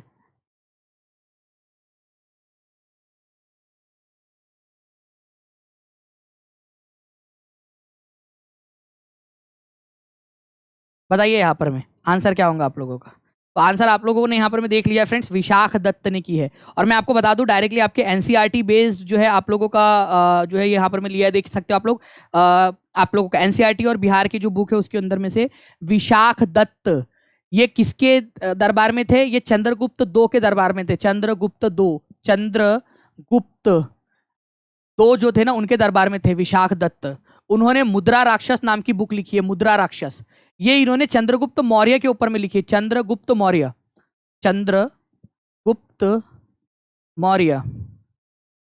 ठीक है, जैसे कि मान लीजिए कि आपकी सास है, ठीक है, वो बाजू वाली बहू को ताने मार रही है। ठीक है, या आपको ताने नहीं मार रही, आपके बाजू वाली बहू को ताने मार रही है। करमजली, पता नहीं उसकी मम्मी ने उसको कुछ सिखाया कि नहीं, दिन भर सोई पड़ी रहती है। बहू अपने घर में है, अपनी बहू को नहीं मार रही ताने, बाजू वाली बहू को ताने मार रही है। ठीक है, मतलब दूसरी वाली बहू को, दूसरे के घर की बहू को ताने मार रही, अपने घर की मार ले। मुद्रा राक्षस विशाख दत्त, भाई तेरे को लिखना ही था ऐसा कुछ तो अपने राजा पे लिखता, चंद्रगुप्त दो पे। वो बेचारे चंद्रगुप्त मौर्य 700 साल पहले वाला राजा, उसके ऊपर में लिखा उसने। ठीक है, तो मुद्रा राक्षस चंद्रगुप्त मौर्य के ऊपर लिखी गई पुस्तक है। चंद्रगुप्त दो अलग है, गुप्ता वंश का राजा है ये चंद्रगुप्त मौर्य अलग है, उसके ऊपर में लिखा गया है मुद्रा राक्षस आप लोगों का, विशाख दत्त ने। विशाख दत्त ने एक और पुस्तक भी लिखी है, ठीक है, जिसका नाम है देवी चंद्रगुप्तम। ये बढ़िया पुस्तक है, ये मजेदार पुस्तक है भाई, आप लोगों के काम की पुस्तक है। ये लव स्टोरी है, चंद्रगुप्त दो और देवी, ठीक है, ध्रुवा देवी, उनके बीच की प्रेम कहानी गुटरगु की। इसमें क्या बताया है पता है क्या? कि ध्रुवा देवी जो थी वो बेसिकली चंद्रगुप्त दो के जो बड़े भाई थे रामगुप्त, उनकी पत्नी थी। शाक लोगों ने उनको उठाकर लेकर चले गए थे। ठीक है, तो चंद्रगुप्त दो ने देखा कि यार मेरा भाई राजा जो रामगुप्त था वो बड़ा कमजोर राजा है, उसकी पत्नी को उठाकर लेकर चले गए, कुछ नहीं किया इसने। ठीक है, नाकारा निकम्मा है ये, अपने भाई को मार डाला उसने और खुद राजा बन गया। गया शाकों के ऊपर में लड़ाई की, ठीक है, धाड़ धाड़ धाड़ धाड़ मारा, देवी को उठाया, ठीक है, और लेकर आया वापस। शादी का प्रपोजल रखा, मैं से शादी करूंगी, नहीं भी बोलूंगी यार सही है यार, ये तो मतलब बचाया है इन्होंने तो शादी कर लो करके, शादी कर ली उन्होंने। तो देवी चंद्रगुप्तम करके एक कहानी है ये पूरी की पूरी, ठीक है, ये भी विशाख दत्त ने लिखी है। तो विशाख दत्त की दो पुस्तक आप लोगों को याद रखनी है, ठीक है, मुद्रा राक्षस और देवी चंद्रगुप्तम। सभी लोग लिखो, मुद्रा राक्षस और देवी चंद्रगुप्तम।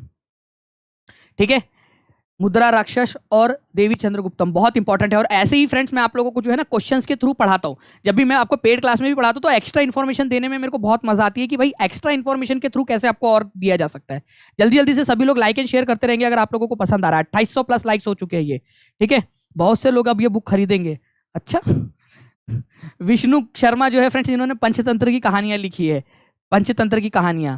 वात्स्यायन जो है, वात्स्यायन इन्होंने जो है न्याय सूत्र लिखा है, भाष्य लिखा है और काम सूत्र भी लिखा है। इसको मत पढ़ना, ठीक है, आप लोगों के काम का नहीं है अभी फिलहाल में, ठीक है। चलो, न्याय सूत्र, भाष्य और काम सूत्र इन्होंने लिखा है। तो काम सूत्र किसने लिखी है? वात्स्यायन ने लिखी है। न्याय सूत्र किसने लिखी है? और भाष्य बुक जो है एक, ठीक है, किसने लिखा है? तो वात्स्यायन ने लिखा है। मृच्छकटिकम, ये बहुत इंपॉर्टेंट बुक है, मृच्छकटिकम। शूद्रक नाम का एक मतलब मृच्छकटिकम जो है ये शूद्रक ने लिखी है। ये थोड़ा उल्टा हो गया, ये यहाँ पर में ये उल्टा हो गया, उल्टा पुल्टा हो गया। शूद्रक ने मृच्छकटिकम लिखी है, मृच्छकटिकम। अमर सिंह जो थे उन्होंने अमरकोश लिखी है। तो ऑब्वियस सी बात है, ये अमर सिंह वो वाले नहीं है तुम्हारे, ठीक है, वो अमर सिंह यहाँ पर में हम जो हैं अमिताभ बच्चन के साथ में इसलिए नहीं रहते हैं क्योंकि वो हमारे पॉपुलैरिटी बढ़ाते हैं, हम उनके मित्र हैं। हमें घोर आपत्ति है कि जावेद अख्तर को जो है यहाँ पर में अमीर कहा गया है, घोर आपत्ति है हमें। वो एक आया था ना उनका वीडियो, वैसा वाले वो नहीं। ये अमर सिंह जो है अलग है, ये भाई ये चंद्रगुप्त II के दरबारी थे, ठीक है। गीत गोविंद, कृष्णा जी की रास लीला है, ठीक है, उसका मस्त पैकी वर्णन किया गया कविताओं के अंदर में कि किस तरीके से जो कृष्ण है वो गोपियों के साथ में रासलीला किया करते थे, ठीक है, उनके कपड़े लेके भाग जाते थे। उसको कविताओं के रूप में वर्णन किया है जयदेव ने 11वीं शताब्दी के अंदर में। मृच्छकटिकम भी एक कहानी है जो शूद्रक नाम के कवि ने एक लेखक ने लिखी है, ठीक है। मृच्छकटिकम एक कहानी है जो शूद्रक ने लिखी है। अमर सिंह ने अमर कोश संस्कृत की डिक्शनरी है, ठीक है। जैसे कि आ जाए यहाँ पर में शुभ लक्ष्मी का वाण्य क्या है इसका मतलब? चलो अमर सिंह की जो है अमर कोश निकालो, उसमें पढ़ो कि इसका मतलब क्या है। अच्छा, इसका मतलब है कुछ भी नहीं, ठीक है। चलिए, तो ये थोड़ा सा याद रखना है फ्रेंड्स। बाकी मैं आप लोगों को बता दूं कि आज आप लोगों का लास्ट डे है, ठीक है, इसका ये ऑफर का बिहार 7th फेज शिक्षक भर्ती का 599 के अंदर में अगर आप लोग लेना चाहते हो तो लास्ट डे है ये आपका, लास्ट एकदम लास्ट वाला डे। इसके बाद में मोस्ट प्रोबेबली आप लोगों का सब जो एनरोलमेंट है वो खत्म हो जाएंगे आप लोगों के, ओके। और टेस्ट सीरीज भी अगर आप लोग लेना चाहते हो तो टेस्ट सीरीज के लिए भी आप लोगों का ये लास्ट डे है। जो भी बच्चे उसको लेते हैं और उसके बाद में टेस्ट सीरीज को वो करना चाहते हैं तो वो भी कर सकते हैं फ्रेंड्स। 199 रुपीज़ की आप लोगों को सारी की सारी टेस्ट सीरीज मिल जाएंगी। चंडीगढ़ की टेस्ट सीरीज को भी इसके अंदर में चंडीगढ़ की जो अभी वैकेंसी निकली है उसको भी इनमें इंक्लूड कर दिया गया है, ठीक है। कूपन कोड वैसे शो हो जाता है नीचे में, आप लोग देख नहीं पा रहे हो कुछ लोग, जैसे कि मोहम्मद शमशाद बोरे वो देख नहीं पा रहे हैं, तो आप ना वो कर देना, व्हाट्सएप कर देना, ठीक है। टीम आपकी हेल्प कर देंगी। बहुत सारे बच्चे जिनको जम नहीं रहा था तो उनकी हेल्प हम लोगों ने की है उनको वो करने में, ठीक है। तो कोई दिक्कत वाली बात नहीं है उसमें। चलिए, तो आप लोग जो है फ्रेंड्स इसको देख सकते हो। बाकी ये कैसे करना है तो 7611101101 इस नंबर पे कॉल या व्हाट्सएप कर दो, या फिर 9697888444 इस नंबर पे कॉल या व्हाट्सएप आप लोग कर सकते हो, आप लोगों को मिल जाएगा, ठीक है। नाउ फ्रेंड नेक्स्ट क्वेश्चन की तरफ में आगे बढ़ते हैं। According to Dravidian style of temple architecture the part of temple where the image of the chief deity was placed is called. जहां पर में मुख्य भगवान की मूर्ति रखी जाती थी उस जगह को क्या कहा जाता है, ठीक है। जहां पर में मुख्य भगवान की देवी मूर्ति रखी जाती थी उसको क्या कहा जाता था, ठीक है। जहां पर में मुख्य भगवान की मूर्ति रखी जाती थी उस जगह को क्या कहा जाता था, ठीक है।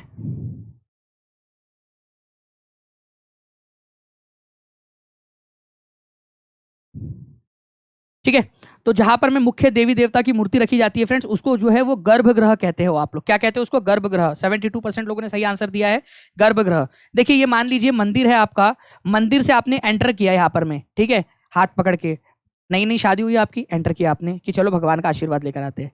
सबसे पहले आप जाओगे मंडप में, ठीक है, यहाँ पर में मंडप है। मंडप मतलब आपके शादी का मंडप नहीं है, मंडप मतलब जहाँ पर में लोग इकट्ठा हो सकते हैं। तो मंदिर का वह स्थान जहाँ पर में लोग इकट्ठा हो सकते हैं, बैठ सकते हैं, जाके थोड़ी देर बैठे। यहाँ पर में मान लो आप अकेले गए, भगवान निकल तो जाएगा ना पेपर, जल्दी से करो। पिछले हफ्ते ही नेहा को देखने लड़के वाले आए थे, क्या होगा अगर पेपर डिले हो गया या कुछ भी हुआ नहीं निकला तो मैं क्या करूँगा, ठीक है। बस तो यहाँ से गए मंडप में, मंडप से आगे जाओगे आप और यहाँ पर में भगवान की मूर्ति रखी हुई है। तो ये जगह जहां पर में भगवान की मूर्ति या इमेज वगैरह रखी जाती है उस जगह को कहा जाता है गर्भगृह। गर्भगृह ये भी एक इंपॉर्टेंट है। और जस्ट गर्भगृह के ऊपर में, ठीक है, जो आपका एक स्ट्रक्चर बना हुआ होता है उसको क्या कहते हैं? उसको कहते हैं शिखर। ये शिखर बनाया जाता है इस चीज को चिन्हित करने के लिए कि भाई ये बहुत ही इंपॉर्टेंट वाली कोई जगह है, इसके नीचे में कोई इंपॉर्टेंट जगह रखी हुई है, कुछ इंपॉर्टेंट है इसके नीचे में, ठीक है, कोई श्राइन चीज रखी हुई है। इसी वजह से शिखर किसके जस्ट ऊपर में होता है? तो शिखर गर्भगृह के जस्ट ऊपर में होता है, ये याद रखना है आप लोगों ने। इंतक आप कह रहे हैं लाइक करो गाइस जल्दी जल्दी से, तो बिल्कुल 3000 के बिल्कुल हम लोग एकदम पास है। 50 लोगों ने लाइक कर दिया तो 3000 प्लस लाइक्स हो जाएंगे हमारे। तो देखो आप लोगों की बुक में दिया हुआ है द्रविड़ शैली के अंदर में, ठीक है, मंदिर का जो है वो आप लोगों को याद रखना है फ्रेंड्स की शीर्ष भाग के गुंबद के जो है क्या कहते हैं आप लोग उसको, जो है उसको आप लोग शिखर कहते हो, ये याद रखना है आप लोगों ने। और जो आप लोगों का जहां पर में भोग के भगवान की मूर्ति रखी जाती है उसको आप लोग क्या कहते हो? उसको आप लोग गर्भगृह कहते हो, ठीक है। Now who got the title of Vatapi Konda? Vatapi Konda, Vatapi, Vatapi का मतलब होता है आप लोगों का, ठीक है, कि भाई एक जगह है, और कोंडा मतलब उसका डिस्ट्रॉयर, उसको जीत लिया, उसने जीत लिया उसको। वतापी कोंडा की उपाधि किसने धारण की थी? कॉन्ग्रेचुलेशन सभी लोगों को, 3000 प्लस लाइक्स आप लोगों के ने कर दिए हैं। कॉन्ग्रेचुलेशन सभी लोगों को, बहुत बहुत बधाई, आप सभी लोगों को समर्पित ये सारी चीजें। तो जिन भी लोग हैं जो यहाँ पर में 3500 लोग हैं जिन्होंने लाइक कर दिया सेशन को, आप सभी लोगों को कॉन्ग्रेचुलेशन, ठीक है, आप लोगों ने ही इस सेशन को फ्यूल दिया है। व्हाट्सएप पर रिप्लाई नहीं आ रहा, आ जाएगा अशरफ जी, बहुत जल्दी आ जाएगा आपको, क्योंकि बहुत सारे मैसेजेस आए हुए हैं, बहुत सारे लोग इंटरेस्टेड है, इसी वजह से थोड़ा सा समय लग रहा है, जल्दी आ जाएगा, ठीक है। देखिए यहाँ पर मैं अगर मैं बात करूँ फ्रेंड्स वतापी कोंडा, तो वतापी कोंडा जो है इसकी उपाधि किसने ली थी? पुलकेशिन 1-2 ने नहीं ली थी, नरसिंह वर्मन 1 ने जो है यहाँ पर में इसकी उपाधि ली थी आप लोगों की, नरसिंह वर्मन 1। एक्चुअली हुआ क्या था, ध्यान से समझना आप लोग। पल्लव राजा था, कहानी सुनना, बहुत दुख भरी कहानी है, रोना मत बस, ठीक है। यहाँ पर में देखो क्या हुआ, यहाँ पर में पल्लव लोगों का राज था, यहाँ पर में आप लोगों का जो है चालुक्य लोगों का राज था।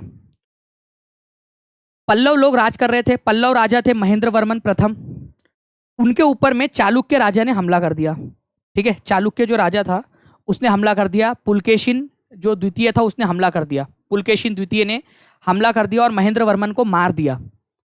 महेंद्र वर्मन का बेटा था नरसिंह वर्मन, उसको आया गुस्सा, ये क्या बात हो गई, पुलकेशिन द्वितीय, यही तेरी दोस्ती, यही तेरा प्यार, यही तेरी दुश्मनी, आया और पप्पा को मार दिया डायरेक्ट।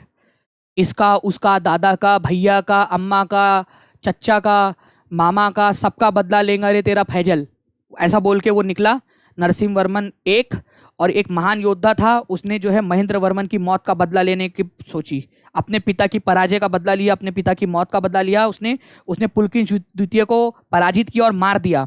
और उसकी जो राजधानी थी वातापी, ठीक है, जिसको बादामी के नाम से भी जाना जाता है आज, ठीक है, उसको तहस नहस कर डाला, बिल्कुल जाके एकदम गुस्से में तहस नहस कर डाला, और वतापी कोंडा की उपाधि ली। आज से मुझे वतापी कोंडा कहा जाए, मतलब आप लोग भी अपने बाजू वाले के घर पे जा सकते हो, ठीक है, उसके घर के बर्तन उर्तन गिरा दिए, तोड़फोड़ कर दिए, तो बाजू वाला कोंडा आप लोग अपनी उपाधि ले सकते हो। मान लो शर्मा जी के घर में जाके अपने तोड़फोड़ कर दी, तो शर्मा कोंडा के नाम से आप लोग जान सकते हो अपने आप को, शर्मा जी कोंडा, ठीक है। चलिए कोई नहीं, तो वतापी कोंडा की उपाधि किसने ली थी? नरसिंह वर्मन, ठीक है, एक ने, नरसिंह वर्मन एक, पल्लव राजा था नरसिंह वर्मन एक, उसने ये वतापी के ऊपर में हमला करके उसकी राजधानी को तोड़फोड़ कर डाला था, ठीक है, ओके। चलिए नेक्स्ट, तो वातापी कोंडा की उपाधि जो है फ्रेंड नरसिंह वर्मन ने ली थी। नरसिंह वर्मन को प्यार से पता है क्या बोलते थे? ऐसे था तो बड़ा योद्धा, ठीक है एकदम, लेकिन घर में अल्ले ले ले मेरा मुल्ला, ठीक है, नन्ना मुन्ना सा, ठीक है, तो उसको ममल्ला या महामल्ला कहा जाता था, ममल्ला या महामल्ला कहा जाता था उसको घर में, ठीक है। जैसे नहीं कि आपके मम्मी आपको बोलते हैं अरे लल्ला आ गए का, अरे मम्मी मत कहा करो यार, व्हाट कॉल लगा रहता है, वो नेहा सुन रही है, लल्ला लल्ला बोल रहे हो तुम हमको, ठीक है, वो सुन रही है, वो बोलती तो लल्ला, वो भी हमको चिढ़ाती लल्ला लल्ला बोल के, ठीक है, इतना प्यारा नाम है हमारा, ठीक है। यहाँ पर मैं चरणदास, चरणदास बोला करो ना, का लल्ला लल्ला लगा के रखती हूँ, ठीक है, ऐसा मतलब, तो उसको घर में मतलब प्यार से उनको ममल्ला या महामल्ला के नाम से भी जाना जाता था, ये याद रखना है आप लोगों ने, ओके ओके। चलिए बाकी ये ममल्ला जो थे उन्होंने ममल्लापुरम के नाम से अपना एक जगह, एक शहर की स्थापना की थी, जिसको आप लोग महाबलीपुरम के नाम से भी जानते हो। Now who compose the Sanskrit शब्दकोश, किसने संस्कृत का शब्दकोश बनाया था? संस्कृत का शब्दकोश, अभी आपको बताया ना मैंने यहाँ पर में कि संस्कृत का शब्दकोश हम लोगों को करना है, तो संस्कृत का शब्दकोश जो है वो कहाँ से मिल सकता है हम लोगों को? संस्कृत का शब्दकोश। जल्दी जल्दी से फ्रेंड्स लाइक एंड शेयर करते रहेंगे, और जितने भी लोगों ने चैनल को सब्सक्राइब नहीं किया अभी तक, टीचिंग परीक्षा के चैनल को सब्सक्राइब जरूर कर दीजिए। और मैं आप लोगों को बता दूं कि टीचिंग परीक्षा ऐप को डाउनलोड आज ही कर लेना, क्योंकि इसके ऊपर में आप लोगों को पीडीएफ मिलेंगी फ्रेंड्स। ठीक है, डाउनलोड कर लेंगे सभी लोग इसको, टीचिंग परीक्षा ऐप को। लिंक आपको डिस्क्रिप्शन में भी दी गई है। ठीक है, और आप लोगों को पिंड कमेंट में भी दिया गया है आप लोगों को, या फिर टीचिंग परीक्षा सिंपली सर्च भी करोगे तो भी मिल जाएगा आप लोगों को प्ले स्टोर के ऊपर में।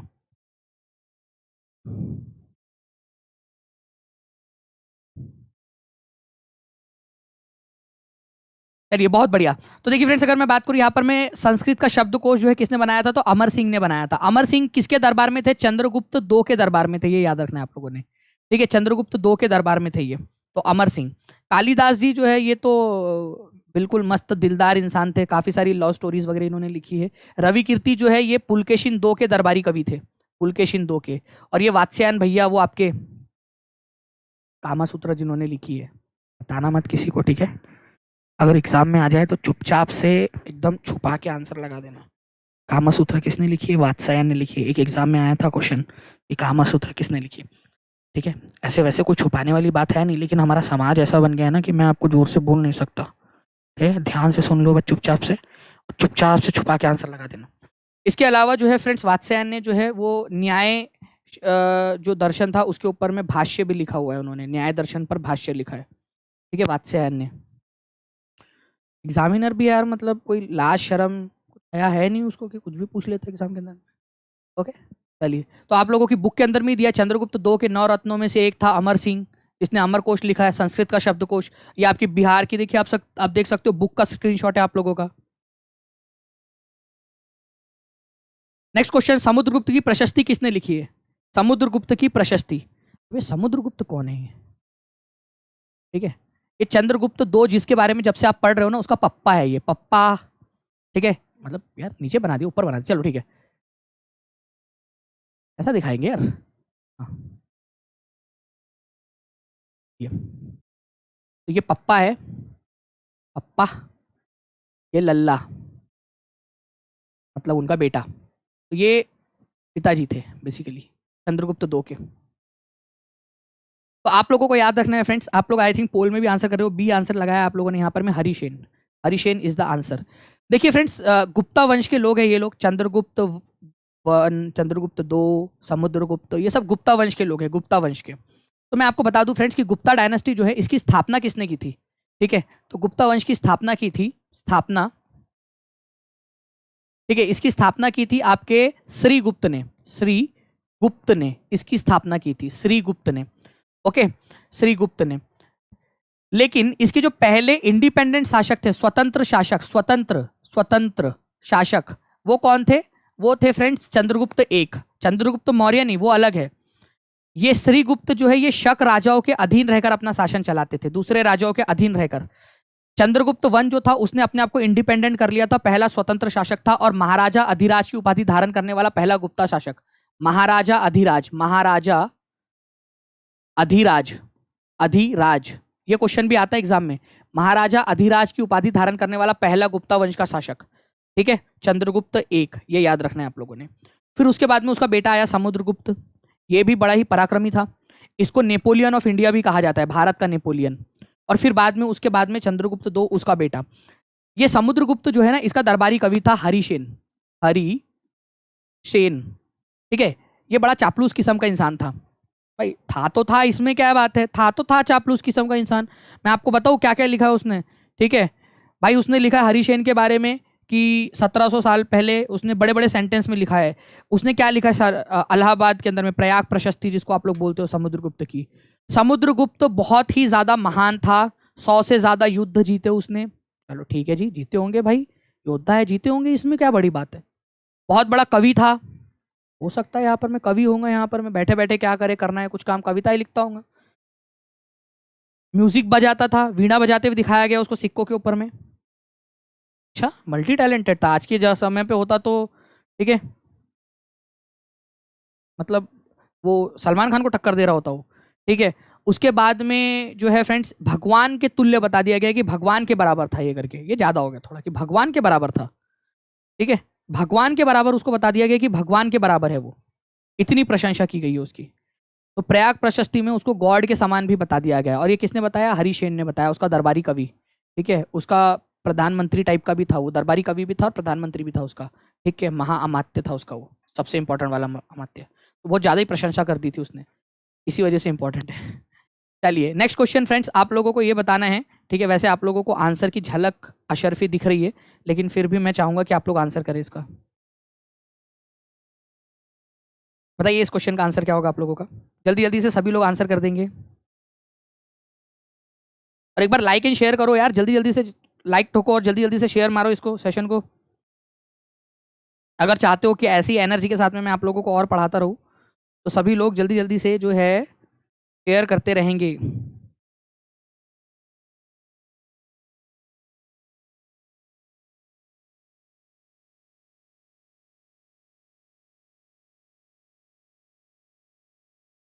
बहुत बढ़िया। देखिए फ्रेंड्स, अगर मैं बात करूं आप लोगों से यहाँ पर में, निम्नलिखित में से किसका यह विचार था कि भारत जो है कि हिंदू पाकिस्तान ना ही तो बनाया जा सकता है, ना ही बन सकता है। हिंदू पाकिस्तान नहीं बनेगा, ये पंडित जवाहरलाल नेहरू ने जो है फ्रेंड्स ये कहा था। और ये आपकी एनसीईआरटी के अंदर में इंडिया आफ्टर इंडिपेंडेंस वाले चैप्टर में दिया हुआ है, और काफ़ी सारी एग्जाम्स के अंदर में क्वेश्चन पूछा जा चुका है। ठीक है, इसी वजह से ये इंपॉर्टेंट हो जाता है आपका, क्योंकि एग्जाम के अंदर में ऑलरेडी आ चुका है ये क्वेश्चन। ओके, तो एग्जाम में आ चुका है तो आप लोगों के लिए इंपॉर्टेंट हो जाता है, ये याद रखना है आप लोगों ने। ठीक है, चलिए नेक्स्ट पॉइंट की तरफ में हम लोग आगे बढ़ेंगे फ्रेंड्स। यहाँ पर मैं नेक्स्ट क्वेश्चन की तरफ में हमारे, ठीक है, नेक्स्ट क्वेश्चन आप लोगों का, आप लोगों के स्क्रीन के ऊपर में ये रहा, आप लोग इसका आंसर कीजिए जल्दी से।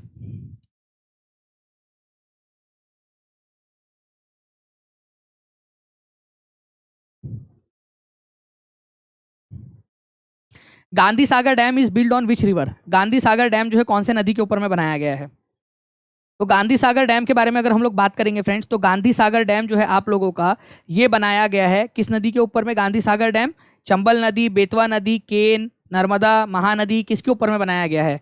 तो ये बनाया गया है आप लोगों का फ्रेंड्स, बताइए जल्दी से। गांधी सागर, और एक इंदिरा सागर डैम भी है आप लोगों का, वो भी बताना है आप लोगों ने। ठीक है, एक जवाहर सागर डैम है, वो भी बताना है आप लोगों ने किस नदी के ऊपर में बनाया गया है। मैं आपको एक मैप दिखाता हूँ, इसके ऊपर में आप लोग समझ जाओगे। आई होप आप लोगों को मैप दिखाई दे रहा हो यहाँ पर में। ठीक है, तो अगर आप लोग इस मैप को देखोगे, थोड़ा सा मैं जूम करने की कोशिश कर रहा हूँ इस मैप को आप लोगों का। ठीक है, इसके ऊपर में आप लोग देखोगे कि जो इंपॉर्टेंट वाले जो मैप है, इंपॉर्टेंट वाले जो डैम्स है आप लोगों के, वो आप लोगों को इसके ऊपर में दिखेंगे। इंपॉर्टेंट वाली जो नदियां है आप लोगों की, वो नदियां आप लोगों को यहाँ पर में दिखाई देंगी। ठीक है, तो आप लोग यहाँ पर में देख सकते हो फ्रेंड्स कि आप लोगों का, ठीक है, ये जो आप लोग यहाँ पर में चंबल नदी देख पा रहे हो आप लोग यहाँ पर में, इसके ऊपर में क्या बनाया गया यहाँ पर में आप लोगों का? गांधी सागर डैम बनाया गया यहाँ पर में आप लोगों की चंबल रिवर के ऊपर में।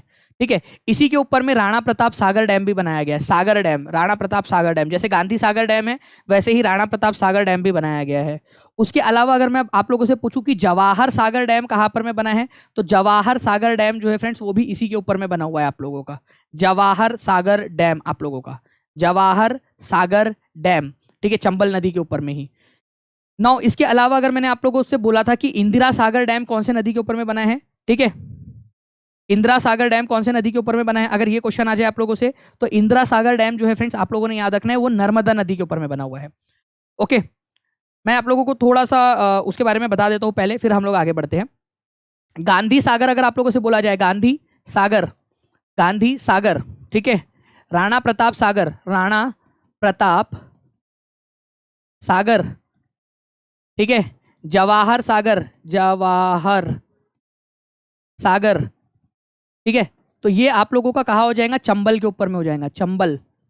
ठीक है, ये याद रखना है आप लोगों ने। लेकिन अगर आप लोगों से इंदिरा सागर पूछा जाए, इंदिरा सागर, इंदिरा सागर डैम किसके ऊपर में बनाया गया? इंदिरा सागर डैम, तो ये होगा नर्मदा पे, नर्मदा, नर्मदा पे। और एक है सरदार सरोवर डैम, सरदार सरोवर, सरदार सरोवर, सरोवर, ये किसके ऊपर में बनाया गया? ये आप लोग मेरे को कमेंट करके जल्दी से बताइए, सरदार सरोवर डैम किसके ऊपर में बनाया गया? देखते कितने लोग आंसर कर पाते हैं यहाँ पर में सरदार सरोवर डैम वाला। देखिए कितने लोग इसका आंसर कर पाते हैं, सरदार सरोवर डैम वाला।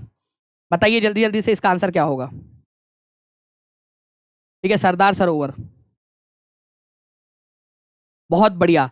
तो यहाँ पर मैं देख सकता हूँ मैं फ्रेंड्स कि काफ़ी सारे लोग यहाँ पर मैं आंसर कर रहे हैं, और जितने भी लोग नए जुड़ रहे हैं वो प्लीज़ टीचिंग परीक्षा जो चैनल है आपका, टीचिंग परीक्षा, इसको सब्सक्राइब जरूर कर लेंगे फ्रेंड्स, और टीचिंग परीक्षा ऐप को डाउनलोड कर लेना आप लोग, क्योंकि वहाँ पर मैं आपको PDF मिल जाएंगी, और प्लस आप लोगों की टेस्ट भी है। जो बच्चा पूरा लेक्चर देखेगा उसको टेस्ट भी मिलेंगी। 3400 प्लस लाइक्स कर दिया आप लोगों ने, कमाल कर दिया है। तो नर्मदा नदी के ऊपर में ही है ये भी, ये याद रखना है आप लोगों ने, नर्मदा नदी पर, नर्मदा।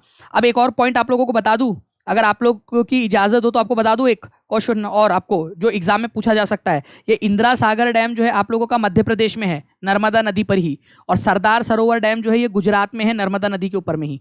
ये भी याद रखेंगे आप सभी लोग, ठीक है, ये भी याद रखना है आप लोगों ने, गुजरात के अंदर में सरदार सरोवर, और इंदिरा सागर डैम नर्मदा नदी पर मध्य प्रदेश के अंदर में।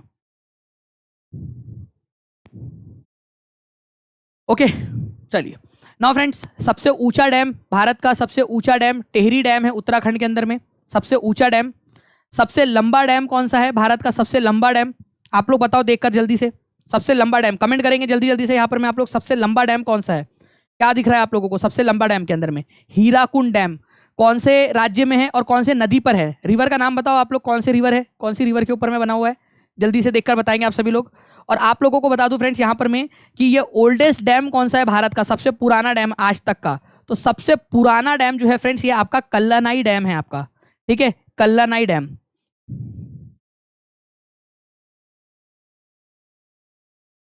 ठीक है, तो सबसे पुराना डैम, सबसे ओल्डेस्ट डैम आज से करीब जो है फ्रेंड्स आप लोगों का 2100 साल या 2000 साल पहले बनाया गया था, कावेरी नदी के ऊपर में, ठीक है, कल्लानाई डैम तमिलनाडु के अंदर में, सबसे पुराना डैम, सबसे ओल्डेस्ट डैम, ठीक है, करीब 2000 साल पुराना कल्लानाई डैम कावेरी नदी के ऊपर में। अगर सबसे पुराना डैम बोला जाए आप लोगों को तो कराईकाल करके एक राजा था, कराईकाल चोला, चोला वंश का राजा था वो, ओल्ड चोला जो हुआ करते थे ना, ओल्ड चोला, उनका राजा था कराईकाल, उसने कल्लानाई डैम बनाया था, कराईकाल नाम के राजा ने, तमिलनाडु में कावेरी नदी के ऊपर में, सबसे पुराना डैम। तो ये भी थोड़ा सा याद रख लेना आप लोग, इंपॉर्टेंट है। बाकी इसके अलावा जो है ना फ्रेंड्स, मैंने आप लोगों को जो दानिश शेख टेलीग्राम ग्रुप है, दानिश शेख टेलीग्राम ग्रुप, उसके ऊपर में ना एक लिस्ट दी हुई है आप लोगों को, DANISHSHEIKH, ये दानिश शेख टेलीग्राम ग्रुप है, उसको सर्च करना आप लोग। उसमें मैंने डैम की लिस्ट दी है, आप बोलोगे तो मैं वापस से शेयर कर दूंगा। कितने लोग चाहते हैं कि मैं वापस से शेयर कर दूं दानिश शेख टेलीग्राम ग्रुप के ऊपर में? मेरे को हाथ ऊपर करके बता देंगे, मैं वापस से शेयर कर दूंगा एक बार आप लोगों के लिए। उसमें जो भी सलल, जैसे सलल हाइड्रो प्रोजेक्ट कहाँ पर में है आपका, ठीक है, Salal hydro electric project, Salal dam बहुत इंपॉर्टेंट, NCERT में 8वीं कक्षा की पुस्तक में दिया गया है सलल वाला, तो वो भी आप लोग अगर चाहते हो, उसके अंदर में दिया हुआ है वो, ठीक है। इंपॉर्टेंट टॉपिक जी, PDF जो है आपको ऐप के ऊपर में मिलेंगे, टीचिंग परीक्षा ऐप के ऊपर में, ठीक है। चलो बिल्कुल मैं डाल दूंगा वो। आपको बताना है, who among the following 9 jewels of Chandragupta was related to astrological horoscopy फलिता ज्योतिष, ठीक है, जो फलित ज्योतिष नाम से जो होरोस्कोपी होती है, ठीक है। हाथ देख के बताना मेरा थोड़ा सा कि शादी कब होंगी, BPSC निकल जाएगा 7th फेज का, नेहा की शादी से पहले तो निकल जाएगा ना, ठीक है। पंडित जी के पास आप जाके जो है वहाँ पर में ज्योतिष पूछ रहे हो, तो ऐसा वाला जो है आप लोगों का, ये फलित ज्योतिष आप लोगों का बेसिकली ये कौन था, ठीक है। अमर सिंह तो आपको पता है फ्रेंड्स कि संस्कृत के भाई, संस्कृत वाले भैया है ये, ठीक है, संस्कृत के इन्होंने जो है वो अमर कोश लिखी है, ओके। चलिए बाकी की भी अगर मैं आप लोगों को बता दूं नाम, अगर आप लोग जानना चाहते हो, वैसे पेड के अंदर में मिसलेनियस में ये सारा का सारा पढ़ाऊंगा, ठीक है। ऐप नहीं मिलता है सर, ऐसा हो ही नहीं सकता, ऐप नहीं मिलता, पूरी दुनिया को ऐप मिल गया, आपको ऐप नहीं मिल रहा, ठीक है, ऐसा कैसे हो सकता है। कालिदास जो है ये पोएट थे चंद्रगुप्त द्वितीय के दरबार में। अमर सिंह जो है संस्कृत के ज्ञाता थे और पोएट थे ये। धन्वंतरी किसके फिजिशियन थे? Dhanvantari, very important, Dhanvantari. धन्वंतरी तो जो है फ्रेंड्स ये याद रखना है आप लोगों ने, चंद्रगुप्त दो के दरबार में दरबारी चिकित्सक थे धन्वंतरी। तो धन्वंतरी जो है चिकित्सा से रिलेटेड है, ये भी याद रखेंगे आप सभी लोग, ठीक है। उसके बाद में वरारुचि जो है फ्रेंड्स ये संस्कृत के स्कॉलर थे, ठीक है। इनको कात्यायन के नाम से भी जाना जाता है, ठीक है, कात्यायन के नाम से भी इनको जाना जाता है। वराह मिहिर जो है ये भी एक आपके बेसिकली साइंटिस्ट टाइप के थे, ठीक है, आपके एस्ट्रोनॉमर मैथमेटिशियन टाइप के वराह मिहिर। इन्होंने पंच सिद्धांतिका नाम की बुक लिखी है, वेरी इंपॉर्टेंट, ठीक है, पंच सिद्धांतिका, ठीक है, पंच सिद्धांतिका वराह मिहिर की बहुत फेमस है, ठीक है। ये देखो शप्रनक जो है या शप्रक जिनको बोला जाता है, ये एस्ट्रोलॉजर थे, ठीक है, एस्ट्रोलॉजर थे किसके? चंद्रगुप्त दो के 9 रत्नों में एस्ट्रोलॉजर। शप्रणक। ठीक है, तो शप्रणक जो है आप लोगों का यहाँ पर में आंसर हो जाएगा, शप्रणक। ठीक है, शप्रणक, शप्रणक, ये प्र है, ये शप्रणक। ठीक है, ये याद रखना है आप लोगों ने, शप्रणक। ठीक है, चलिए नेक्स्ट क्वेश्चन की तरफ में आगे बढ़ते हैं हम लोग। यहाँ पर मैं आपको बताने हैं इंपॉर्टेंट करंट अफेयर का क्वेश्चन आप लोगों का। इसका आंसर कीजिए जल्दी जल्दी से सभी लोग। आप लोग बताओगे फ्रेंड्स कि आर्टन कैपिटल द्वारा जारी पासपोर्ट इंडेक्स 2023 के अनुसार भारत का रैंक क्या है। आर्टन कैपिटल के अनुसार 2023 के भारत का रैंक क्या है, ये बताएंगे आप लोग। और जल्दी जल्दी से लाइक एंड शेयर करते रहेंगे फ्रेंड, जितने भी लोग देख रहे हैं, और चैनल को सब्सक्राइब करके बेल आइकन जरूर दबा देना। पोल आ गया आप लोगों के पास में, जल्दी से बताइए यहाँ पर में।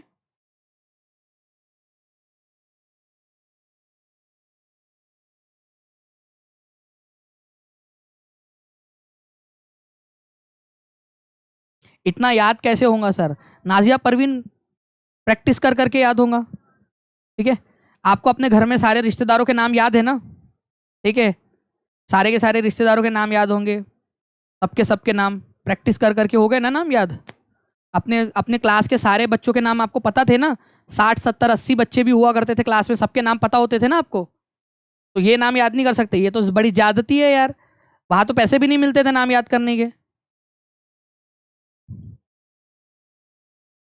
ओके, तो देखिए फ्रेंड्स, अगर मैं बात करूं पासपोर्ट इंडेक्स जो है रिलीज किया गया है आर्टन कैपिटल के द्वारा, इसके अनुसार भारत की रैंकिंग जो है 144वें नंबर पे। मतलब भारत जो पासपोर्ट कितना पावरफुल है भारत का पासपोर्ट, तो पासपोर्ट इंडेक्स के अंदर में आर्टन के अनुसार, देखिए एक हैनले पासपोर्ट इंडेक्स आता है वो अलग है, वो अभी आया नहीं है अभी फिलहाल में। ठीक है, अभी आर्टन कैपिटल का जो पासपोर्ट इंडेक्स आया है उसके अनुसार 144वें नंबर पे है भारत का। और सबसे बेस्ट पासपोर्ट किसका? यूएई का, यूनाइटेड अरब अमीरात का जो है वो आप लोगों का सबसे बेस्ट है। ठीक है, ये याद रखना है आप लोगों ने। वही अगर मैं आप लोगों को 2023 का जो अभी अभी लेटेस्ट वाला आएगा उनका नेक्स्ट मंथ के अंदर में, उस समय भी बता दूंगा एक बार वापस से, अगर आपके एग्जाम के पहले आ गया तो। लेकिन हैनले पासपोर्ट इंडेक्स के अनुसार 2023 में जो जनवरी में आया था उसके अनुसार अगर मैं बताऊं तो 85वें नंबर पे है, 85th नंबर पे। तो आप लोगों ने दो चीजें याद करनी है। आर्टन के अनुसार, आर्टन के अनुसार, आर्टन के अनुसार भारत की रैंक जो है इंडिया 144वें नंबर पे पासपोर्ट। और हैनले पासपोर्ट इंडेक्स के अनुसार, हैनले हैनले पासपोर्ट इंडेक्स के अनुसार 85वें नंबर पे, 85th नंबर पे। तो ये दो चीजें आप लोगों ने याद रखनी है। दोनों चीजें याद रखो, जैसे भी आएगा आप लोगों का पूछा जा, जैसे भी क्वेश्चन आ जाए दोनों में से आपका आएगा। बट दोनों में से एक जरूर आएगा क्वेश्चन। ठीक है, इन दोनों में से एक क्वेश्चन जरूर आएगा, ये दोनों के दोनों लिख के रख लो। इन दोनों में से एक क्वेश्चन का आना पक्का है, या तो आर्टन आएगा या तो हैनले आएगा। और हैनले जो है फ्रेंड्स अगर आएगा तो वहां बोला जाएगा कि जनवरी के रिपोर्ट के अनुसार कितनेवें नंबर की रैंकिंग है उसकी। ठीक है, ऐसा साफ साफ बोला जाएगा, क्योंकि हैनले पासपोर्ट इंडेक्स जो है वो अपनी 2 3 बार निकाल देता है साल के अंदर में। ओके, तो हैनले के अनुसार 85th नंबर पे है और आर्टन के अनुसार जो है हम लोग 144वें नंबर पे। बहुत ज्यादा ही फर्क आ गया यार, थोड़ा आसपास में होते तो मान लेते इन लोगों का। ठीक है, चलिए नेक्स्ट क्वेश्चन की तरफ में आगे बढ़ते हैं। The first ever gold coins in India were issued by, आप लोगों को एनसीईआरटी और बिहार के अंदर में जो बुक है आपकी उसके अनुसार आंसर करना है आप लोगों ने। ठीक है, तो बताइए जल्दी जल्दी से इसका आंसर क्या होगा आप लोगों का। 3500 प्लस लाइक्स हो चुके हैं फ्रेंड्स आप लोगों के, 3500 प्लस लाइक्स लाइव सेशन के अंदर में। मतलब आज तो कमाल कर दिया है आप लोगों ने, बिल्कुल एकदम कमाल धमाल मचा रखा है आप लोगों ने।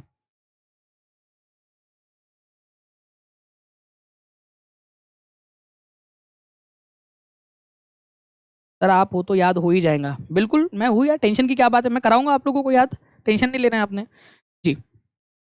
तो हैनले पास आप लोगों से बोला गया कि जो है एनसीईआरटी के अनुसार ही आपको आंसर करना है, एनसीईआरटी और बिहार की जो स्टेट बोर्ड की बुक है उसके अनुसार। ठीक है, तो कुषाण लोग जो थे ना फ्रेंड्स, उनके समय में ये आया था आप लोगों का, ये याद रखना है, कुषाण लोगों के समय में। ठीक है, तो कुषाण सबसे शुरुआती लोग थे जिन लोगों ने यहाँ पर में आंसर किया था। अलग अलग बुक्स के अंदर में आप लोगों को जो है इंडो ग्रीक वगैरह वो सब दिया जाता है, लेकिन एनसीईआरटी के अंदर में आपका भारत के अंदर में शुरुआती समय में सिक्के, जी हाँ, हिंदू यूनानी इंडो जो आपका है यहाँ पर में उनका नाम आता है। लेकिन मैं आपको बता दूं कि कुषाण आप लोगों का एनसीईआरटी के अंदर में दिया है, इसी वजह से आप लोगों से कुषाण डायनेस्टी याद रखना है आप लोगों ने। ठीक है, कुजुल काडफिसे जो थे ये कुषाण वंश के राजा थे, इन्होंने जो है क्या किया था फ्रेंड्स, भारत के अंदर में सिक्कों को पहली बार, सोने के सिक्कों को जारी किया था। ठीक है, एक क्वेश्चन है आप लोगों का, just a second, I think उसका आंसर आप लोगों को दिख रहा होगा शायद।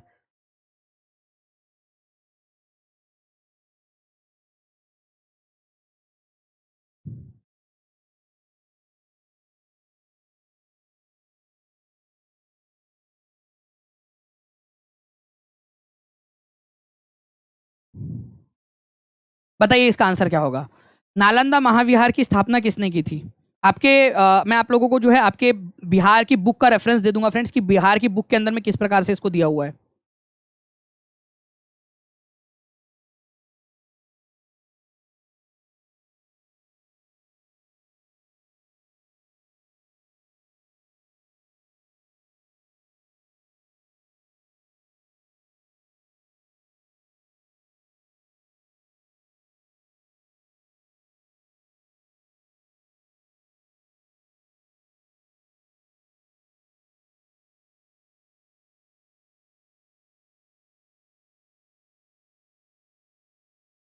बहुत बढ़िया फ्रेंड। देखिए अगर मैं बात करूं आप लोगों की नालंदा महाविहार की, तो नालंदा महाविहार जो है आप लोगों का, ये कुमारगुप्त ने बनाया था, कुमारगुप्त वन ने। ठीक है, यहाँ पर मैं कुमारगुप्त वन इसको जरूर कर लेना आप लोग, क्योंकि कुमारगुप्त दो भी आप लोगों को दिया जा सकता है एग्जाम के अंदर में। तो कुमारगुप्त वन सभी लोग लिखेंगे, कुमारगुप्त वन ने इसको बनाया था, कुमारगुप्त वन ने। ये कुमारगुप्त वन जो है फ्रेंड्स, ये चंद्रगुप्त द्वितीय का बेटा था, चंद्रगुप्त दो उसका बेटा था। ठीक है, कुमारगुप्त, इसको कुमारगुप्त वन भी बोलते हैं क्योंकि और भी कुमारगुप्त बने हैं। तो कुमारगुप्त वन किसका बेटा था? इसका बेटा था कुमारगुप्त वन, चंद्रगुप्त द्वितीय का बेटा था कुमारगुप्त वन। ये शासक बनता है, इसके शासनकाल के अंदर में नालंदा महाविहार की स्थापना की गई थी। कुमारगुप्त का शासनकाल जो है फ्रेंड्स, ये बेसिकली शांत था। ठीक है, लेकिन इसके जो पुष्यमित्र के जो वंशज थे उन लोगों का सामना करना पड़ा उसको। ठीक है, यहाँ पर में अलग अलग शासकों का सामना करना पड़ा, लेकिन ज्यादा से ज्यादा जो है कुमारगुप्त के शासन को शांति प्रिय माना जाता है, कुमारगुप्त के शासन को। ठीक है, तो ये याद रखना है आप लोगों ने। बिहार में नालंदा विश्वविद्यालय के संस्थापक थे। बाकी नालंदा विश्वविद्यालय की रिपेयरिंग का काम किसने करवाया था? इसकी रिपेयरिंग, ये भी आप लोगों से पूछा जा सकता है। रिपेयरिंग, जल्दी बताओ, रिपेयरिंग किसने कराई थी इसकी? रिपेयरिंग किसने कराई थी? पुनर्उद्धान किसने करवाया था? ये क्वेश्चन का आंसर आप लोग बता सकते हो कमेंट बॉक्स में, जल्दी बताइए। नालंदा महाविहार की रिपेयरिंग का काम किसने करवाया था? ठीक है, ओके। तो रिपेयरिंग जो है फ्रेंड धर्मपाल ने करवाई थी इसकी, धर्मपाल। धर्मपाल जो है पाल वंश का शासक था, धर्मपाल। तो उसने क्या किया था, इसकी रिपेयरिंग करवाई थी धर्मपाल ने। पाल वंश का राजा था धर्मपाल। इसी ने जो है फ्रेंड्स विक्रमशिला यूनिवर्सिटी भी बनाई थी, विक्रमशिला, विक्रमशिला यूनिवर्सिटी। तो विक्रमशिला यूनिवर्सिटी का निर्माण किसने किया था? धर्मपाल ने। और साथ ही साथ उसने जो है नालंदा यूनिवर्सिटी की स्थापना भी की थी। बख्तियार खिलजी करके एक व्यक्ति था, बख्तियार, बख्तियार खिलजी, बख्तियार खिलजी, उसने जो है इसको डिस्ट्रॉय कर दिया था 1197 के अंदर में। ठीक है, बख्तियार खिलजी ने 1197 के अंदर में इसको डिस्ट्रॉय कर दिया था, इन दोनों को, इसको विक्रमशिला और नालंदा विश्वविद्यालय को, दोनों को डिस्ट्रॉय कर दिया था, खत्म कर दिया था, जला दिया था। बख्तियार खिलजी, बख्तियार खिलजी किसका सेनापति था? बख्तियार खिलजी कुतुबुद्दीन ऐबक का सेनापति था। बख्तियार खिलजी का मकबरा कहाँ पर में? इसका मकबरा, मकबरा कहाँ पर में? बख्तियार खिलजी का मकबरा बिहार को जलाया था। बिहार, इसी के समय में बिहार बेसिकली नाम पड़ा। इसी के जो है बाद में जब जो मिन्हाज सिराज थे, उन्होंने जो है कहा कि बख्तियार खिलजी के समय में इस इलाके को बिहार कहा जाने लगा, ड्यू टू विहार, विहार वहाँ बहुत सारे थे, इस वजह से उसको बिहार कहा जाने लगा। तो इसका मकबरा जो है आप लोगों को जो है फ्रेंड्स, ये आप लोगों को नालंदा में ही मिलेगा। ठीक है, नालंदा के अंदर में ही। ठीक है, चलिए।